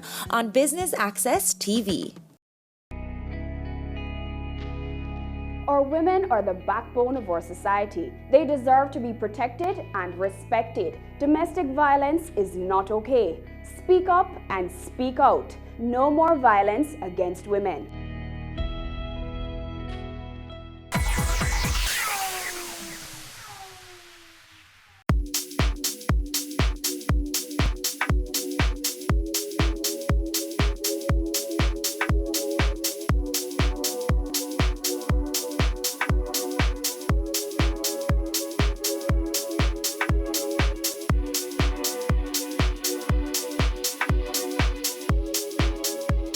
So the University of the West Indies, as you know, builds itself on teaching, research, and outreach. The outreach component means we need to find the connection with our communities around. We're built on a AAA access strategy, so it's access, alignment, and agility. Alignment is perhaps the one that's at play here today, where the research and the teaching of the university needs to align itself with public and private sector so that we can get the right questions and the right answers to the right places. It's very important. The university could do all the research it wishes. If it doesn't get that research into the hands of the decision makers, or those who are making the plans for the country, then we may not be doing the best for our country. So we want to focus that by taking the research to the places that need the research done. We would like the UWI to become the research engine of every business that wants research done, rather than create their own research and development platforms. Why not ask the University of the West Indies, can we do the research on their behalf? So for me, this is a fantastic opportunity to meet the public and private sector, to offer what the university has in terms of research, so they can lean on us and we can get the questions that they want. In terms of digital itself, we have even announced that we're going digital. Simple thing like in business cards, we stopped printing those. People don't do expense accounts using paper anymore. So we're literally living what we're talking about. And we're making the company agile. We're doing everything digital now. Most of our communication to our consumers is on social media, which is a shift from when I started back then when we only had JBC and the Gleaner. So even current day marketers have to be agile, using the same concepts and discipline, but understanding different ways of reaching the consumers, because the consumers now consume media in a different way. We're preparing students that are going to be able to adapt to the new world. It makes no sense training somebody who in 5 years become redundant. If you think about it, 10 years ago, access to even social media wasn't as pervasive. So therefore it has to be the sort of student who understands the concepts, can adapt, and can learn quickly. And that's where we want to be. Even the way that we teach will have to be looked at. We have to think about, do we build more block and steel buildings, or do we build more social platforms that we can attract students from anywhere in the world, rather than in a classroom at Mona? As we move further and further into imparting knowledge to the market, especially the financial market, we have to look at how effectively or efficiently we can do it. And one way is to engage with digital technology. You might know that for the stock exchange, in the 1990s, we had issues with how our market was perceived in terms of transparency, in terms of just effectiveness.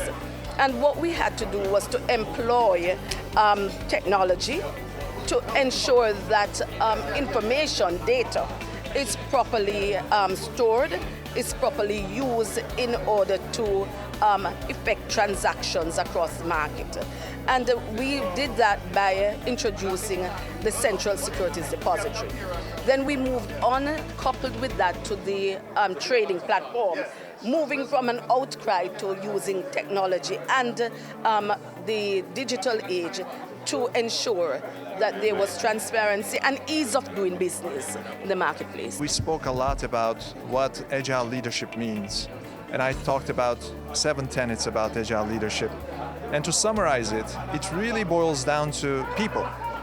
We talk a lot about disruption, a lot about technology, but one thing that this technology and disruption has common is that it democratizes for everyone and gives access to anyone with a good idea to make that idea a reality. And I think that's the fundamental takeaway.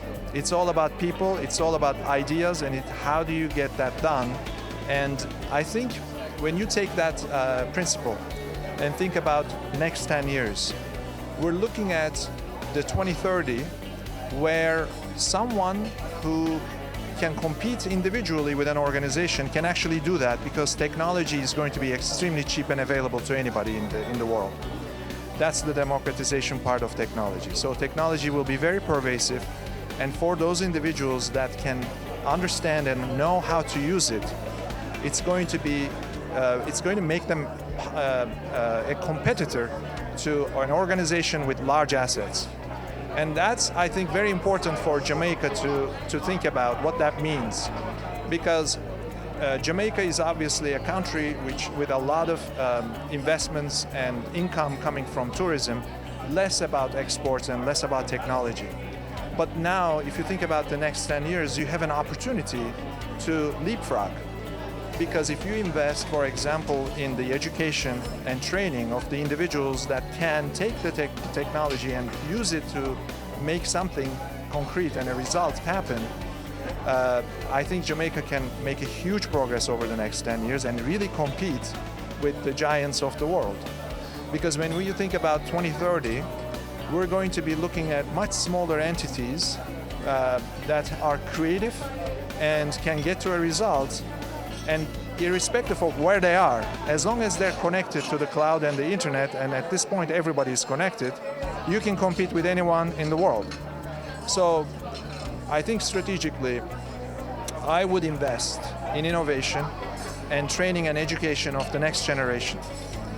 Invest in people with ideas and allow them to learn and advance and find how they can actually take an idea and bring it to reality. So the skill sets that are needed for that is creativity, digital fluency, being able to work with technologies, and project management is a major one, and of course we advocate for it because the project discipline is all about how do I take an idea and bring it to result as fast as possible. So those, and then critical thinking, of course, the fifth level. So if Jamaica invests in that over the next 10 years, 5 years, 10 years, I think that will become a huge asset for the country to be more competitive in the global space. How does one move from the idea to actualization in a place like Jamaica? Excellent question. So for an entrepreneur to compete in the global space, one now has the ability to tap into those big platforms that exist. So for example, Alibaba, Amazon, Etsy, there are so many platforms. So you don't have to recreate that. All you have to create is what is my value proposition using those platforms and really focus on that, right? As an entrepreneur, the opportunity is how do I manage, organize myself to be participant of those platforms, and how do I then connect the value that I can deliver through those platforms to global customer base using the resources that I have available to me in Jamaica. If an entrepreneur focuses just on that question and starts creatively brainstorming, I think the answers will come, and that's all they have to do. I think what is really important to consider is we need to believe in ourselves and we need to invest in ourselves, because none of us have learned this in school. When I graduated, frankly, I'm going to age myself, I'm 48. It's many, many years ago, and nobody taught me the skills that I have today to be able to compete in today's world. So similarly, one takeaway is how do I invest in myself? And the resources are vast. The resources that organizations such as PMI provides is very, very cheap, sometimes free. There are other resources like Khan Academy, etc. So use those resources and educate yourself and invest in yourself. That's the fundamental competitive advantage that one can create for him or herself in this world.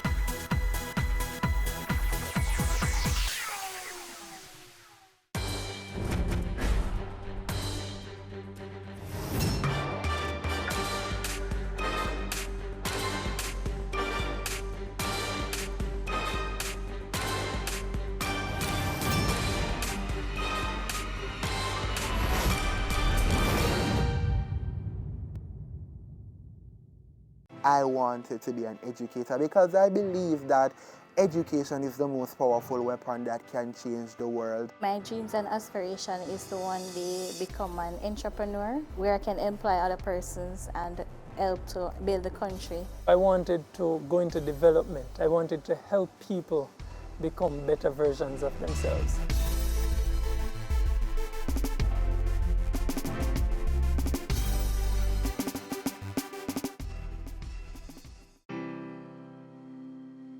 Growing up, I saw a lot of violence, I saw a lot of crime, I saw a lot of poverty. The challenges are so many. The first one that comes to mind is the level of youth unemployment that's here. Challenges that exist here in West Prospect Bogwalk are lack of awareness for educational opportunities or job opportunities. Not many got the chance to do CXC or graduate from the secondary level. So that's a major setback for the people living in the community. A way to alleviate this issue is training programs. They need more opportunities, like to go back to school to get themselves a certificate so they can be able to work and create employment for themselves and their family. Push more entrepreneurship opportunity, encourage these youths to be creative and innovative in what they do. Give them startup capital to start their business. Invest more in the youth skills and talents. The poverty reduction program is funded by the European Union, and it really is a program that focuses on the most vulnerable type of communities, making communities safer, making citizens more healthy, better access to education. For European Union, investing in youth is an obvious choice. They are the future of the country. If we prepare them well, they will bring the change that Jamaica needs. That's why we invest in scholarships, internship, training in life skills and mentorship. I received a tertiary scholarship from PRP to attend the University of Technology, Jamaica. It meant a lot to me because I realized that somebody else believed in me and somebody saw the potential that I have and somebody believed that I could actually achieve my goal. I benefited by getting firstly an internship, and also they assisted my bachelor's degree financially. But critically, outside of the finances, the persons that were on the project, you know, the motivation that they provided, etc., it really provided a huge boost. This is my third year at the MICO. This scholarship, it helped me to be able to focus only on my education here, because tertiary education is not cheap. I was placed at ODPEM on the one-year internship program. It was really good. It was an opportunity for me to prove myself, to give myself a service, and also to gain experience in the working world, and to also provide for my family. I plan to be an agent of change in my community by being a mentor, a leader, and a godfather for the youths growing up. Try to help them teach them a trade. You don't have to be rich to help. You don't have to achieve greatness to start. I contributed to my basic school by providing them with the necessary resources that they need, that I believe that in the long run, it will have a ripple effect on many, many persons. Professionally, I manage the whole program, which is aimed at giving young persons the opportunity to, you know, do what I did, basically, to get their foot inside an organization. Additionally, I also have a little small business that I try to employ young persons to learn a skill, etc. When you're persistent in life, when you're determined, when you're hungry for success, then you'll be able to accomplish and achieve anything that you want. It has changed hundreds and hundreds of lives. Not just my life, my family lives, my friends' lives, etc. I want to just urge everyone looking on to continue these social programs. These are the solutions to the many ills that we face as a society and as a country and even as a world. So thank you, and I challenge you, continue it. It's needed.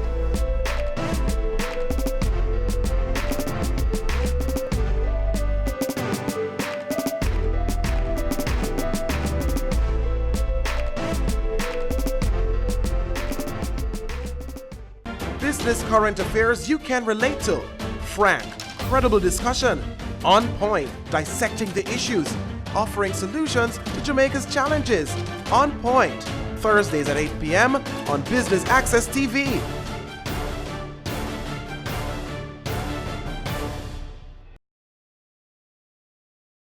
It's the season premiere of wealth magazine Business Access, and on this episode we feature the no-nonsense Metri Siaga, a serial entrepreneur who has demonstrated passion and innovation throughout his career. I've had businesses that failed miserably. You dust off your backside and you get up and you go to work next morning and find something else to do. Showing us what it means to be resilient and dogmatic in his pursuit to building brand Jamaica, and represent his fellow manufacturers as president of the JMA.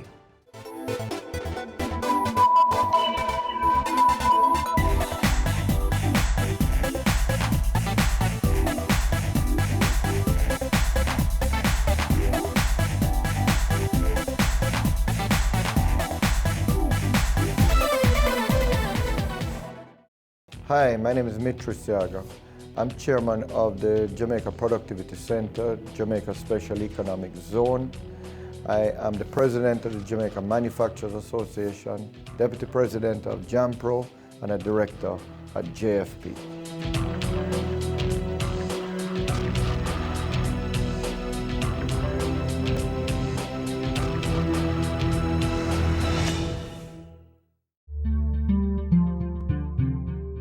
I'm a 54-year-old businessman. I've been in the business world since I'm 21.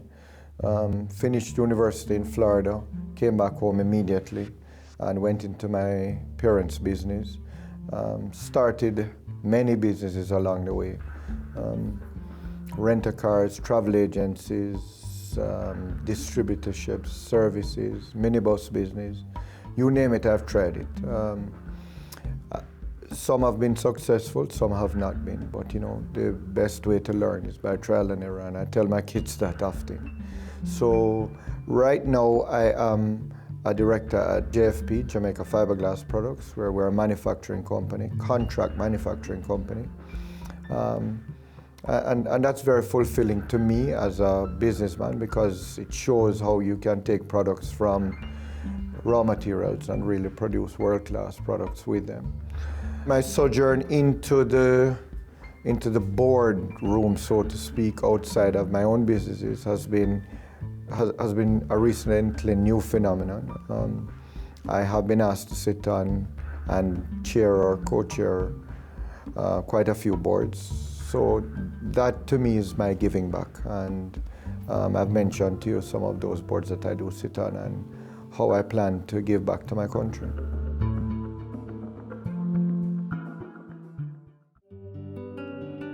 I grew up in a reasonably normal home. I never thought of my parents as having money or being broke.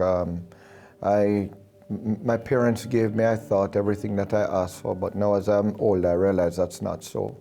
I have two siblings that are natural siblings and one adopted brother. I'm the oldest of the bunch by a significant margin. I'm 6 years older than my sister, 12 years older than my second brother, and 18 years older than my last brother. So I guess that gave me sort of a paternal role in our family. My family was a typical Jamaican family. My both parents worked. They worked in their own businesses. My mother used to sell life insurance for a while, and then she started her own business. My father had a store all his life downtown. So a fairly typical childhood. As a child, I used to go hunting with my father, bird shooting, and that was always fun, and I looked forward to it and was excited about doing it. A fairly typical childhood, doing the normal things that kids do in Jamaica, climbing mango trees and riding bicycle, and nothing out of the ordinary. I guess a life-changing experience for me in growing up was when my parents adopted a child who was from a different socioeconomic background, and taught certainly me and our entire family a lot about some of the benefits that we had as children growing up that he didn't have. And now he's a full and integrated part of our family. I went to high school in Jamaica, I guess some would consider a soft private school at Priory. I went there from kindergarten, so I'm not sure why or how I ended up there, but that's where I went to school all my life until fifth form, when I left and went away to college. I went to a community college, Miami-Dade Community College, and then on to FIU, where I studied business management. And truthfully, I can't tell you that I learned very much in college. What I've learned has been coming back home and being in business. I guess college taught me how to study, how to organize my life, how to live on my own, which is a huge thing. But the actual schooling part, I can't tell you that it taught me how to do, to take one and one and put them together and make two. That wasn't what college was about for me. I came back to Jamaica in the early 80s. I finished school, and I I had a choice. My father had a manufacturing business and my mother had a rent-a-car company. And I had a choice as to which one I was going to go into and run. It was around the time that the manufacturing industry in Jamaica was on a decline, and I decided to go into my mom's business. That worked out well for me. I remember one of the things that was important for me to know is that I was playing a role there. I wasn't just because I was the boss's son that I was going to walk in and get a cushy job. So I made sure that, and I was saying this to my son the other day, I made sure that I was the first there in the morning to open the doors, and I was the last at night to close the doors. Because I had to make everyone know that I was worth my weight being there. I couldn't just, I guess I could have, but I didn't. That's just not my nature. I needed to know that I was contributing. So I ran that business alone for a while, and then I moved on to other things. I started a couple of different companies, as I had mentioned earlier. Some were successful, some were successful for longer. The current business that I'm in, I started with my business partners now. I started that business 32 years ago, and it's still running today. We employ about 100 persons. And to me, that really makes it worthwhile, knowing that the 100 people that I employ and their 3 or 4 family members I'm helping to contribute to their well-being. It makes a difference to me, and I know that at least I'm giving something back. My parents being in business certainly had a huge impact on me being in business. I used to remember going down to my father's factory as a early teenager, and watching garments being sewed and watching them being put together and help to wrap them and going on the road and selling with him. So that taught me how to be an entrepreneur. It taught me how you buy something for $5 and then you sell it for $10. Yeah, so that certainly helped me and I guess pushed me in that direction. I've had businesses that failed miserably. You dust off your backside and you get up and you go to work next morning and find something else to do. So I have to make sure that every day I get up and my feet hit the ground, I hit the ground running. Your business matters. Business Access TV offers you the most innovative and effective advertising solution for your business, specializing in B2B sales, cost-effective solutions, the customers you want, the repetition you need. No matter the size and nature of your company, your business matters. Call us at 876-291-6233 or 876-376-4225. Email sales@batvja.com.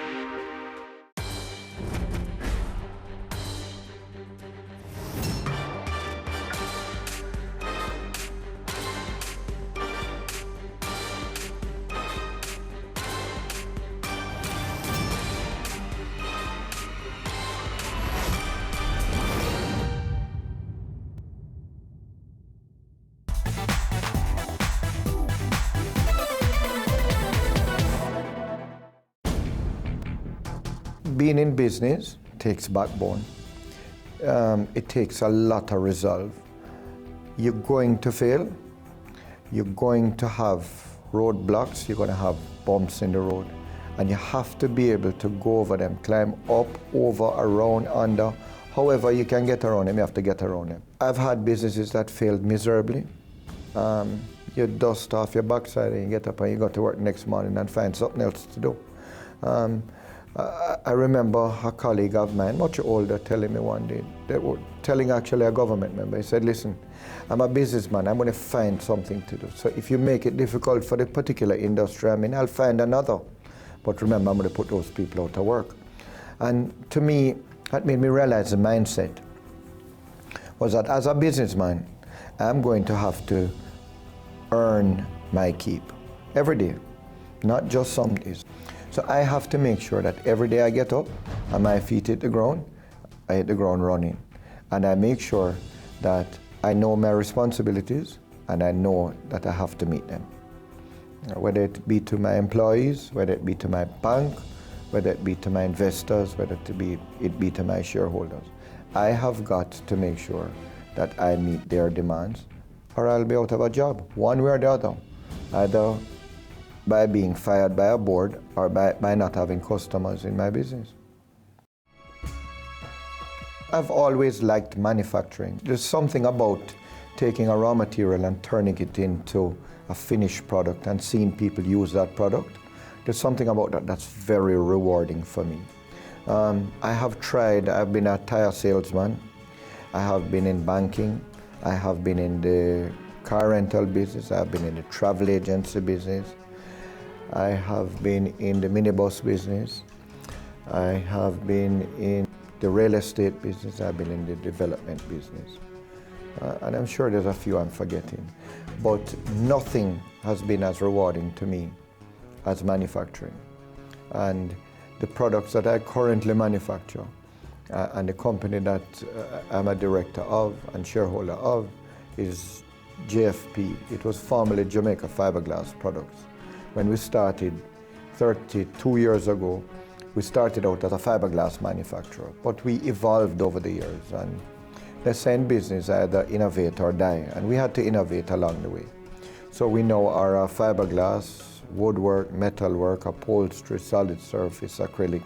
So we have a lot of different factories all rolled into one in a 75,000 square foot facility that manufactures restaurant and hotel furniture for many of the places that we frequent as Jamaicans and around the Caribbean. For example, we did the entire furnishings for the Marriott Courtyard Hotel that's recently been put up in Kingston. We did the Spanish Court Hotel about 8 years ago. We do all the KFCs and the Pizza Huts. So furniture like that Jamaicans go into and use and see on an everyday basis. They're manufactured right here by Jamaican people and designed by Jamaicans here. And we actually export a lot of that furniture right throughout the Caribbean. So that to me is very fulfilling. And it's where I've settled. It's not the easiest way to make money, but it's not pushing around paper. It's actually doing something physical and seeing the result of it at the end of the day. And I like that. Any business that I'm in or organization that I'm in, I try to get involved in the associations and the organizations that aid and abet those companies. So the GMA was a natural fit for me. I got on the board, I don't know, maybe 10 years ago. And I guess because I have a big mouth, I can't sit by and hear things being said that are not right without saying something. So I go to meetings and I speak up, and I guess when you speak up, they rope you in to come and do the work. So I was on the board for a couple of years, then I became the deputy president. And I learned a hell of a lot from the president of the day, Brian Pengeli. It's a long process, and it's a hard process when you're negotiating with the government. There are a couple of things that are critical. One, we have to change the procurement policy in Jamaica. The people that are purchasing goods and services on behalf of the government with Jamaican taxpayers' money, I feel should be buying local when and where possible. The current procurement policies don't encourage that. In some cases, it doesn't allow it. And I think that we need to change that. So we've been working very closely with the old MIIC and now the new MICAF to change that procurement policy. And I would say we're quite a ways down the wicket where that is concerned. And we hope to have some resolution within the next couple of months with a document that can go to cabinet, that can be approved, so that you will start to see a change. Because if we're spending Jamaicans' money, we should spend it at home first.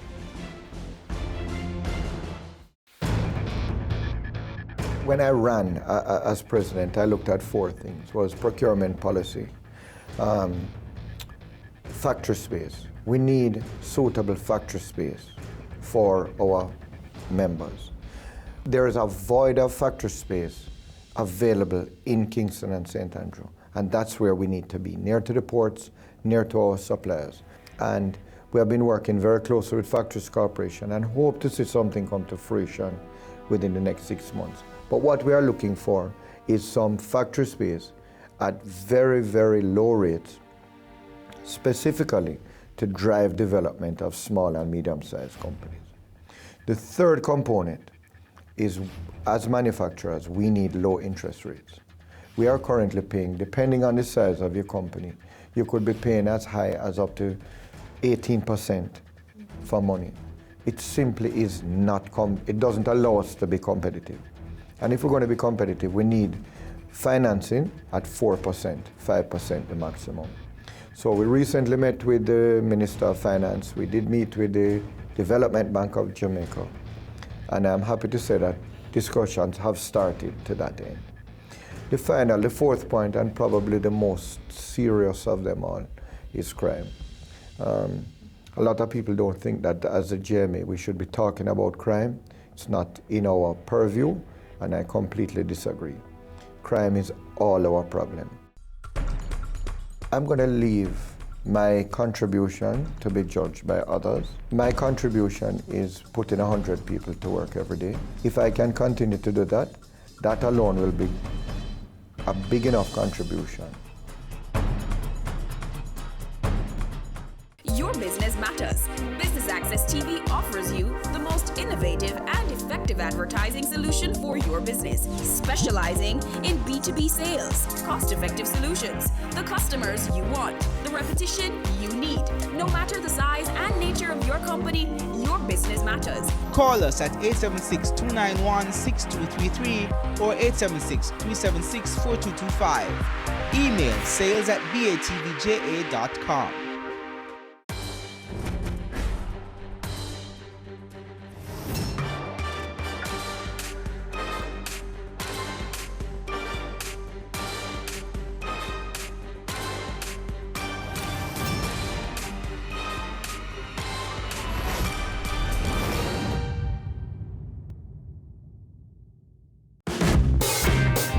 I'm Butch Hendrickson.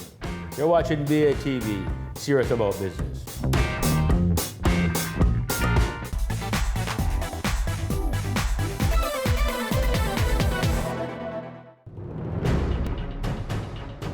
JAMPRO was a board that I was asked to sit on, and it's been very rewarding. Under the chairmanship of Don Webby, CEO of Grace Kennedy, I again have learned a lot from him. His leadership style, his understanding of corporate governance and things of that nature have taught me a lot. So yeah, it's been a pleasure to work with him and with the entire board and the organization there at JAMPRO. So it's been a rewarding experience so far, and I think the board as a whole has started to move things in the right direction. And I'm looking forward to investment being up significantly in Jamaica. My career is what I do. It's not who I am. So there have been great moments. Signing a big deal, any big order. Signing Spanish Court was a big deal for us because it was our first hotel. Christopher Issa, the CEO of that company, really gave us a shot. They were the first hotel that we did. And it really catapulted our company to be able to do more hotels, because we could say, listen, here's a hotel that we have done. Go and look at it and see. And the level of work was world class. And so that was a good moment. But the truth is, for me, it's all about family. And when you go home, you leave all that at work, no matter what big jobs you have gotten or how successful you have been. Or for that matter, on the converse side, how bad things are at work. You come home and your kids smile at you, everything is all right. My sojourn into public life, so to speak, or sitting on boards, or government boards or agencies, is a recent phenomenon. As a matter of fact, it's the first time I've been appointed to a board. So I'm going to leave my contribution to be judged by others. My contribution is putting 100 people to work every day and paying my taxes and being a good corporate citizen. If I can continue to do that, that alone will be a big enough contribution. Everything else I do will be brought up to building Brand Jamaica. I think the responsibility keeps me motivated. You know, I know that people are relying on me. I know that my workers are relying on me. I know that the various boards that I sit on are relying on me. And I guess I have an innate want to do a good job in whatever I'm doing. So that in and of itself keeps me motivated. And listen, the fact is that I realize that I'm very blessed to live in this country that we call home. And you know, I don't have to deal with a lot of the vagrancies that other places have to deal with. So I live in paradise. I get up every morning to 80-degree weather and no snow, flurries, and any of those things. So, yeah, what more would I want to be motivated? I remember one time in a PSOJ meeting, Dennis Layla said to me that a good reputation takes years to build, and a bad reputation takes minutes to develop. And I always realized that and thought about it, and everything that I've done in my life, I have tried to bear that in mind. And I've spent the last 50 years building my reputation as an honest, decent, hardworking citizen of this country. So it would be foolhardy of me to do anything. So anytime I get a stupid idea in my head, I realize that it's taken me a long time to build this reputation. Don't go and screw it up now. People do have a misconception about me. People, because of my last name, they think that I'm political, and I'm automatically positioned in the Jamaica Labour Party. Truth is, I've never been political, and don't expect to ever be. Like all Jamaicans, I have a right to vote, and when I go behind the voting booth, I vote for who I want to vote for the reasons I want to. But people think that because of my name or because of other silly reasons, I'm connected politically. When I have friends on both sides of the political divide. As Jamaicans, we need to realize what we have here. We are blessed. Our people are amazing people. What we have to do is we have to stop letting the handful of people that are ruining our reputation internationally continue to so do. We need to stop them, and we need to stop them now. My family life is actually a strange one. I have 2 kids from a previous marriage, and my current wife has 2 kids from a previous marriage. So we're kind of a Brady Bunch type of family. So there are 6 of us in our family now. And we all live close, and my kids are older. They are 22 and 20. My son just finished university, my older son, and he's back here in Jamaica. The very day that he finished school, he was back home. Started a little business here. My other son is in his 3rd year of university, and he expects to come back to Jamaica immediately. My wife's 2 kids, my stepkids, are younger, 16 and 14. My stepson is a golfer, so he wants to be a professional golfer. And the 14-year-old, she doesn't quite know what she wants to do yet, but she wants to be an actress, but who doesn't at that age? So, yeah, we make it work. We have a blended family, but we make it work well. What does wealth mean to me? Wealth certainly is not money alone. Wealth is about good health, about family, about friendships, about quality of life, and definitely about money. What is wealth to you depends on where you are and what your needs are at the time. So if you are sick, a good hospital is the greatest wealth to you. And if you are hungry, a meal is the greatest wealth for you. Most people view wealth as money and money only. And money is very important. It can buy a lot of things. But a couple of things it can't buy is love and health.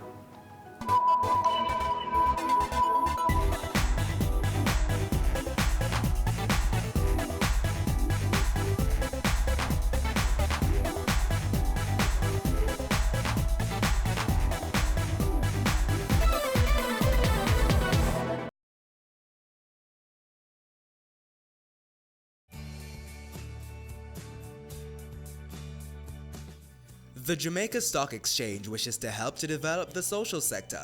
To that end, they have formed the Jamaica Social Stock Exchange, which is a safe, efficient, and transparent platform that aims to promote social projects that build Jamaica and will inure to the benefit of all persons living in the country. The Jamaica Stock Exchange is a company that encourages and mobilizes capital for the main market.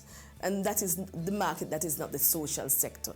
Now, the Jamaica Social Stock Exchange is really geared towards the social sector to help to solve social problems in the field of health, education, about children, environment. Those are some of the things that we consider social problems.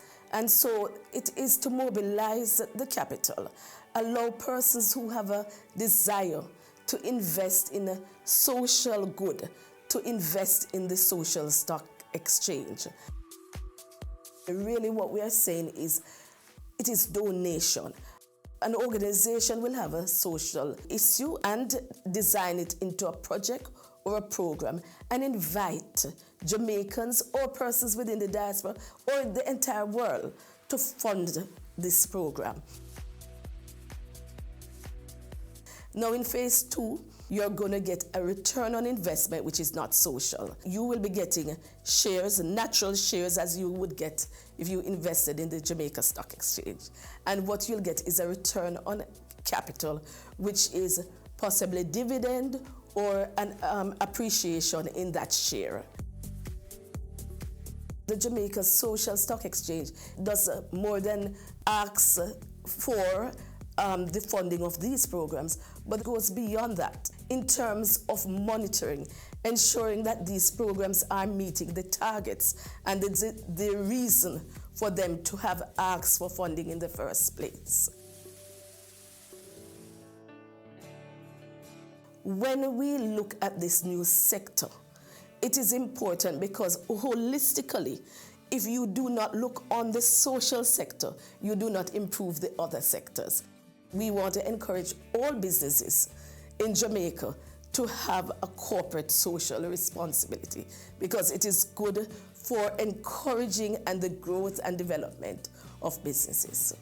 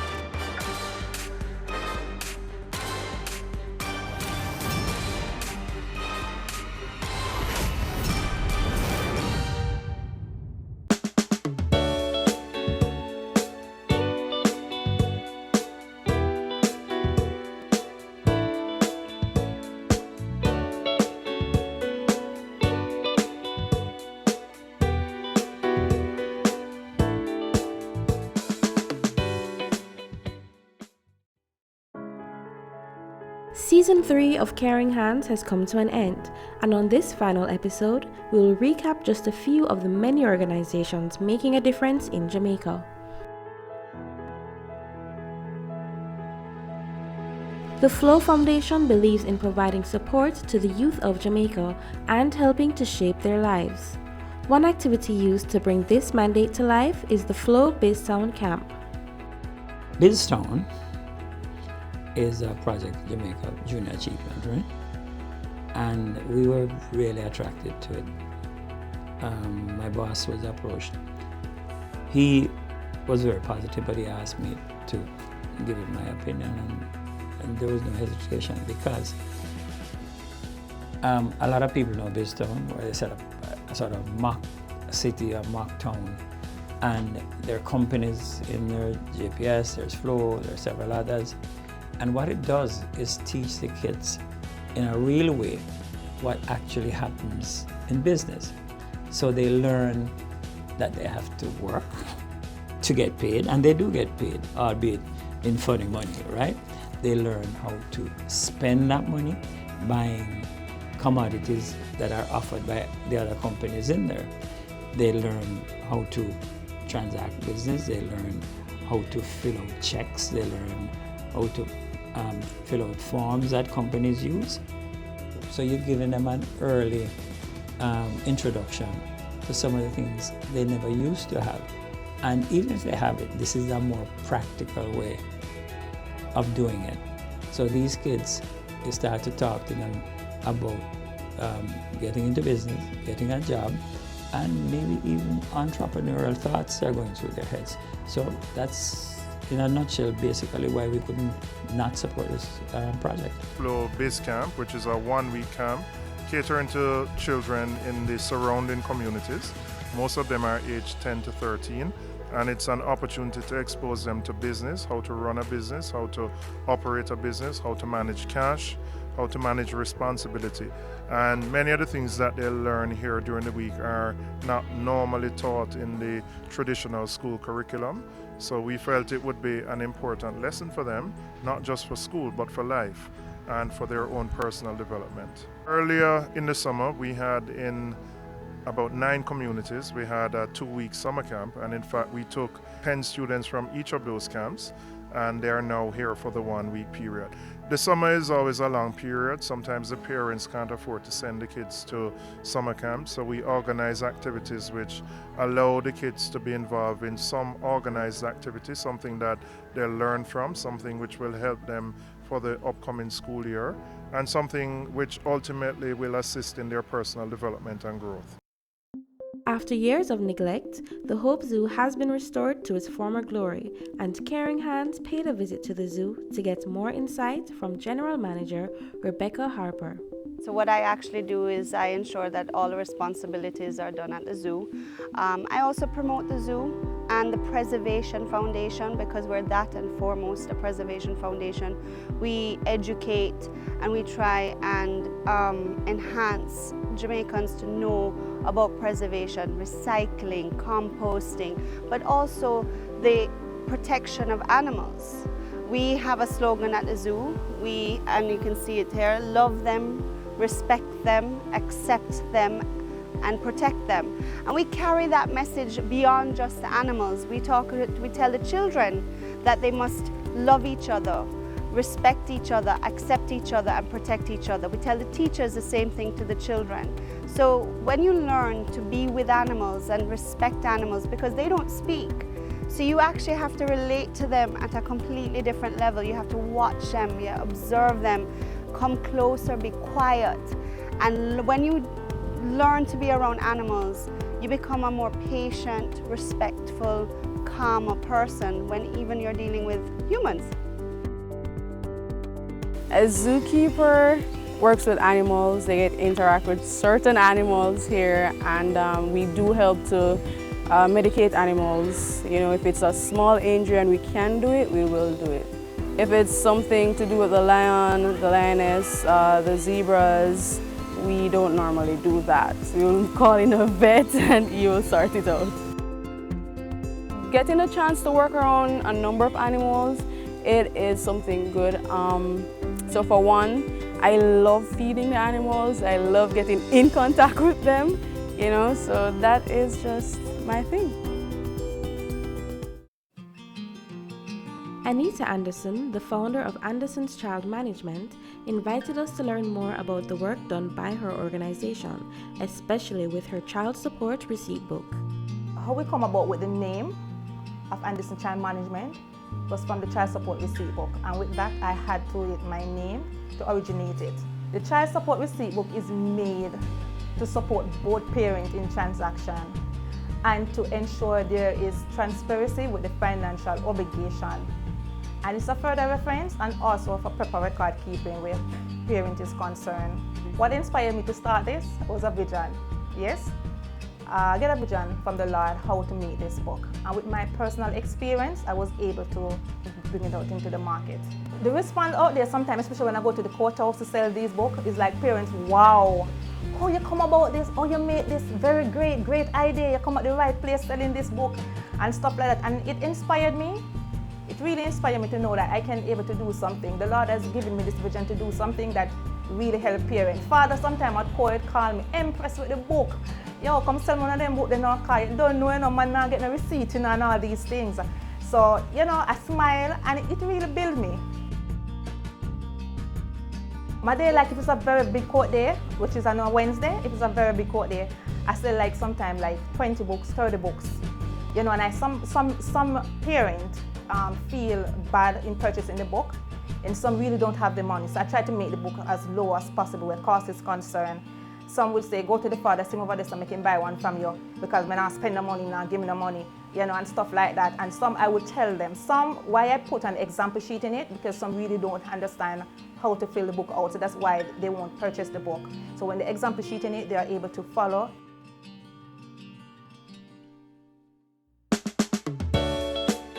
Coming up on Caring Hands.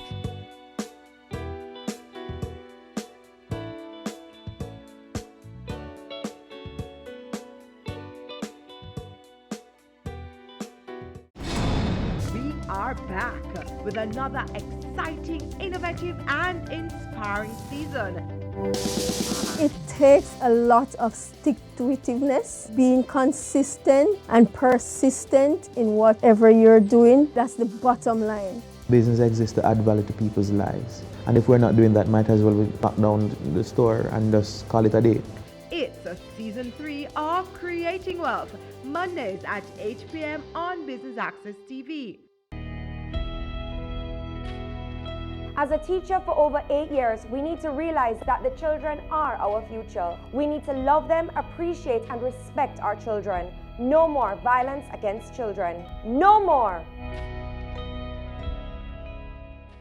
Your business matters. Business Access TV offers you the most innovative and effective advertising solution for your business, specializing in B2B sales, cost-effective solutions, the customers you want, the repetition you need. No matter the size and nature of your company, your business matters. Call us at 876-291-6233 or 876-376-4225. Email sales@batvja.com.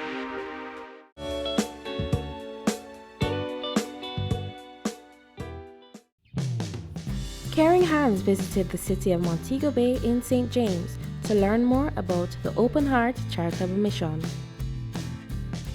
Basically, Open Heart Charitable Mission started as a vision for myself in giving back. We came to Montego Bay because we saw the need of the homeless population and situation and the street people program.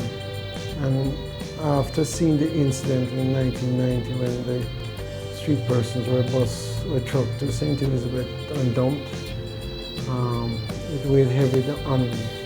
And so I had a vision of doing a soup kitchen in Montego Bay. And it has blossomed into more than a soup kitchen now because we have joined with the St. James Parish Council and signed a memorandum of understanding. So we kind of work together. They supply certain things and we run the program pretty much under the eyes of the Poor Relief Department and the St. James Parish Council. Our main goal is to get as much people off the street as possible. So, and you know the clients look out for each other. So we get a lot of new persons every day. We see new people every day. So when we say, oh, did you hear about us? They'll say, oh, you know, I saw a street person. I said, this is where you have to be. So they look out for each other. If we don't see somebody 2-3 days in a row, we'll say, what happened to Roy, what happened to Bob, and they'll say, oh, you know, somebody hit him and he had to go to the hospital. So if you need to know anything about the clients, you ask a client. I think here really shows you what life is about and actually gets you to become humble. So you don't hold on to material things because we have seen that it don't last.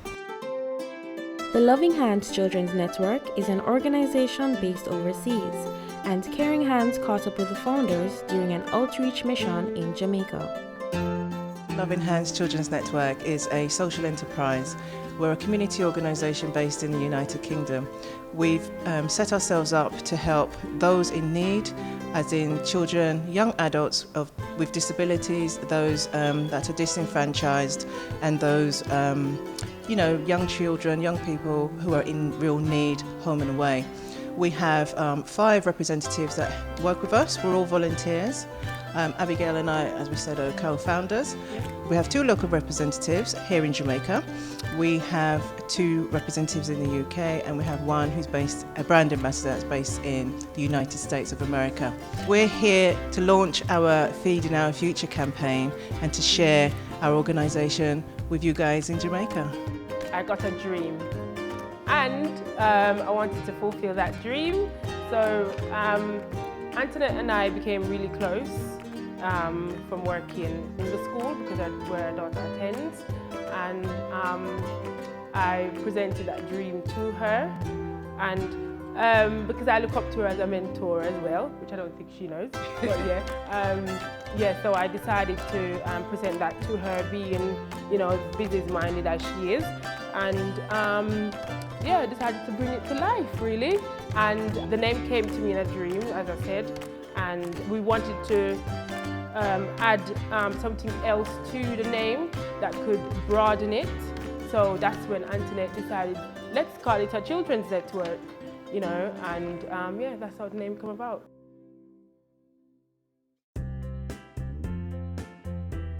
The National Baking Company Foundation, through its Little Leaders initiative, provided all institutions registered with the Early Childhood Commission, ECC, with learning kits, packaged by volunteers and staff at the National Bakery Warehouse.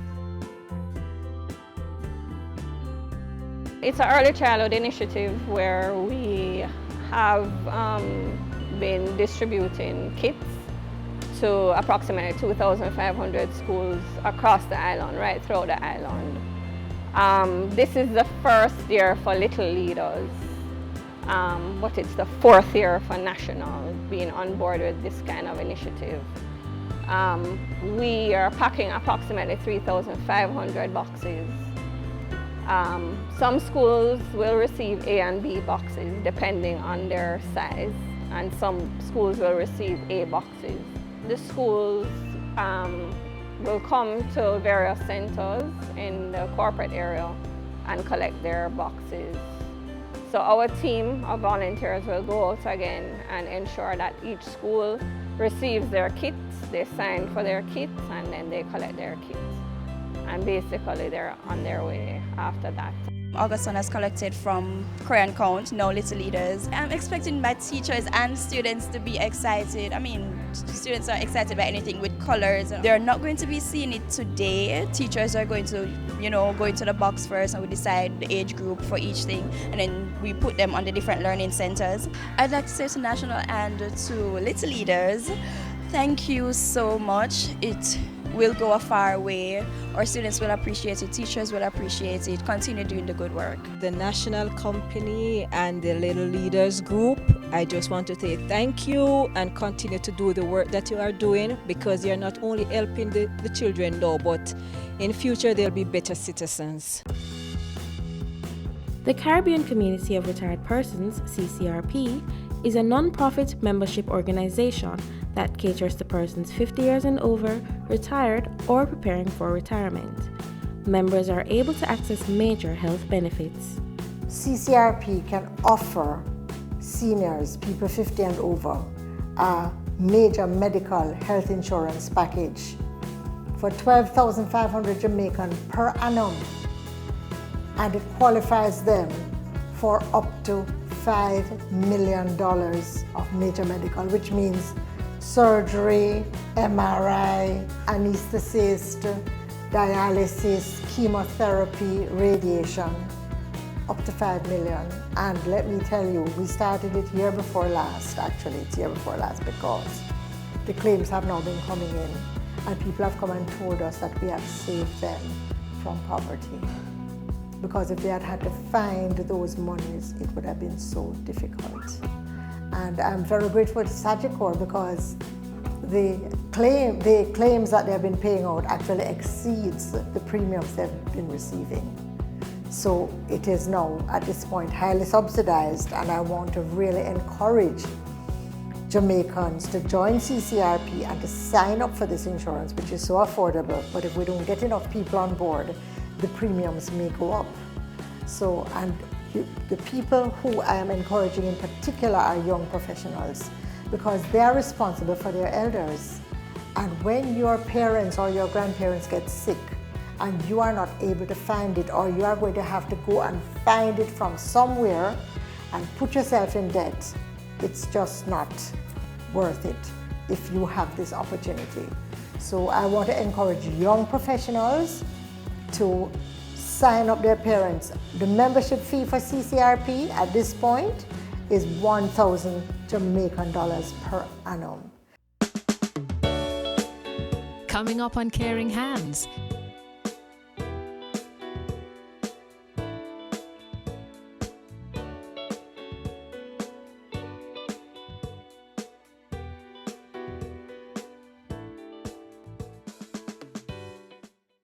Business current affairs you can relate to. Frank, credible discussion. On point, dissecting the issues. Offering solutions to Jamaica's challenges. On point. Thursdays at 8 p.m. on Business Access TV.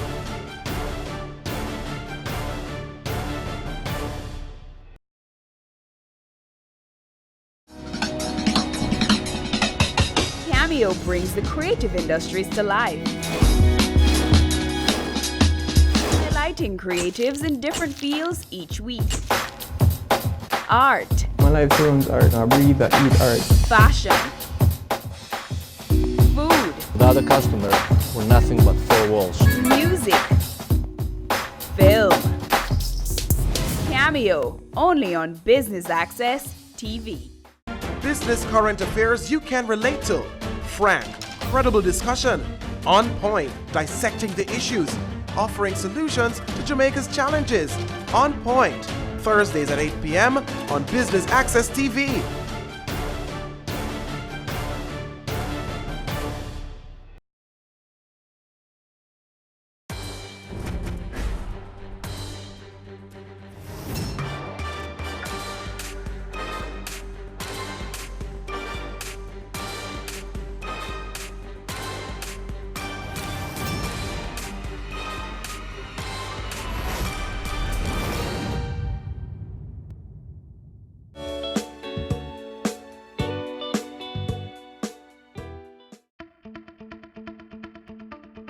Caring Hands met with the president of the Jamaica Red Cross, Dr. Dennis Edwards, during their visit to the community of Seawright Gardens.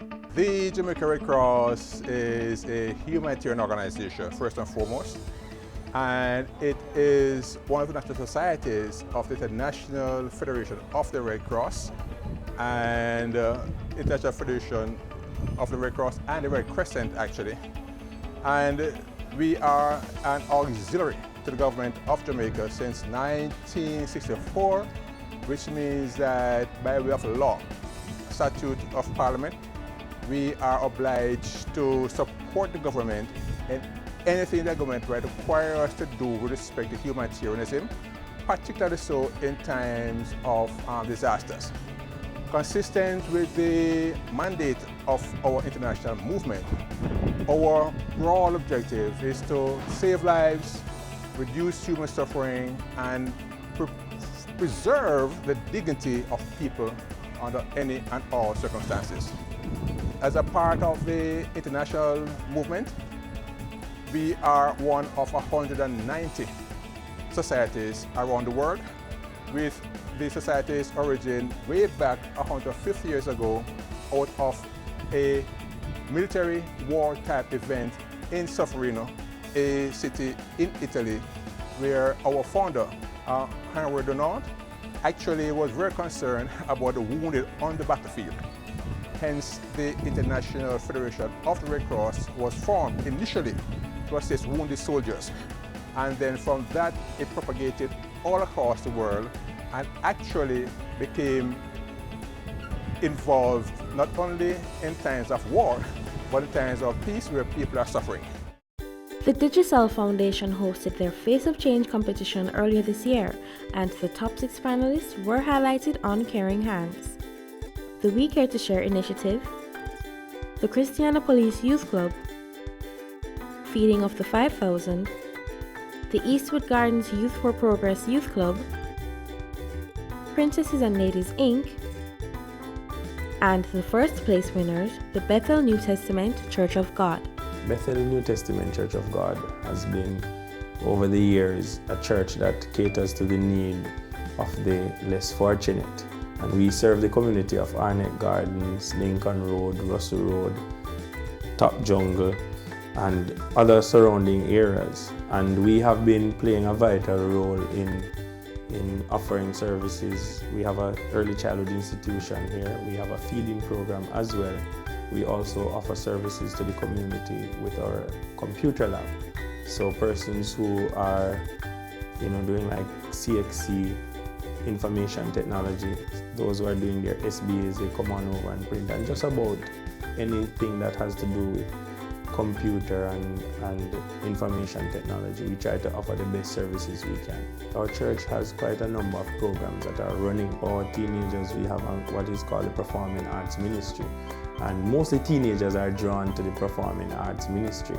And we have young adults who supervise them and all of that. We also have what is called the benevolence arm of the church that caters to the needs of the less fortunate. And so the benevolence arm of the church basically takes care of those who are in need, whether they are in need of food items, financial needs, and so forth.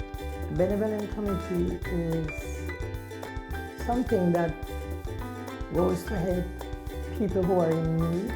You just don't help in just food or, you give love, you listen, you participate in their lives, whatever it is that they are in need of. The Benevolent Committee will try to assist in that area. The Non-GO2's Chaplaincy Services branch of the Jamaica Constabulary Force Chaplaincy provides holistic support to members of the JCF. The chaplaincy primary focus is on the total man, spiritual, physical, and emotional. So it's a holistic approach that we have in terms of how we minister to the men and women in the ground. It is highly pastoral, and therefore spiritual care is very important.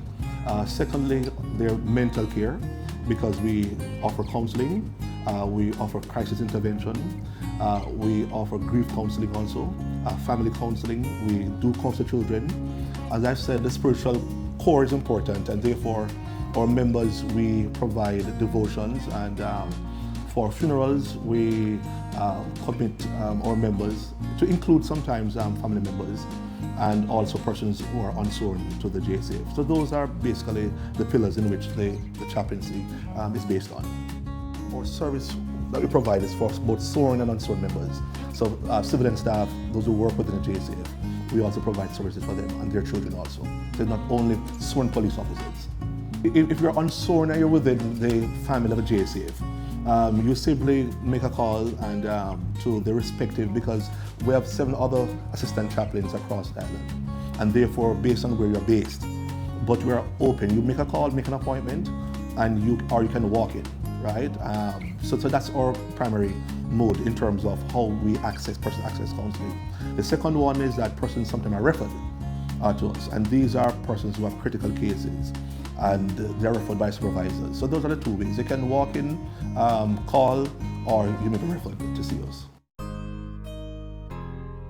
The Starkey Hearing Foundation recently visited Jamaica on a mission to provide hearing health care to over 500 Jamaicans. The whole focus for Starkey Hearing Foundation is we have 52 sustainable programs currently worldwide, and the Caribbean region was untouched for them in some way, shape or form. And so this whole year we've been focusing on getting persons from the region, the Caribbean region, involved in our programs, allowing persons in islands around the region to receive hearing health care through the Starkey Hearing Foundation. We've been rolling out what we call phase 1s, phase 2s in different parts of the region.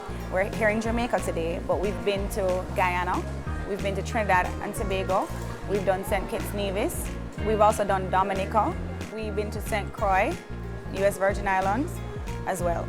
We are ensuring that the Caribbean region gets the type of hearing health care that is deserving unto them. Well, Starkey reached out to us because they wanted to do some work here in Jamaica and they were looking for valuable partnerships. And so they approached us. And for us, it was, I think, easy because we have been looking for ways that we can really work with the special needs community here in Jamaica. And a big problem is providing assistive aids for persons who either are completely disabled or really just need assistance for them to become more included. And so when we heard of the possibility to work with Starkey Foundation, where they were, one, doing testing, providing health solutions, as well as providing the hearing aids themselves, for us, easy, had to. CBA got on board when Tamian, the coordinator for Starkey Foundation, contacted us and was in a dilemma in terms of finding a location for this occasion. And when she contacted us, I told her that I would just check the board because more than likely we'll come on board and assist. The board didn't take too long in terms of okaying that they could come and use the facility here. And basically, we try to put out everything at their disposal in order to make this occasion quite comfortable for them and the rest of the people that comes here for the testing.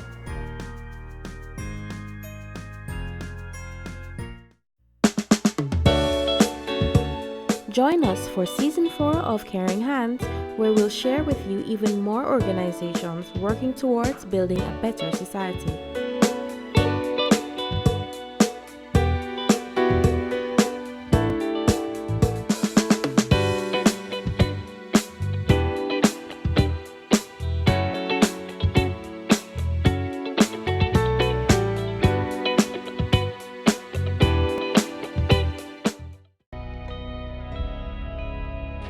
The business community has suffered tremendously due to extortion. Some have not just lost their businesses, their jobs, but lost their lives. This is extremely impactful to the growth of our country and to the progress of our people. We are our brother's keeper. Let's put a stop to this. No more use of force. No more use of fear. No more extortion. No more. Your business matters. Business Access TV offers you the most innovative and effective advertising solution for your business, specializing in B2B sales, cost-effective solutions, the customers you want, the repetition you need. No matter the size and nature of your company, your business matters. Call us at 876-291-6233 or 876-376-4225. Email sales@batvja.com.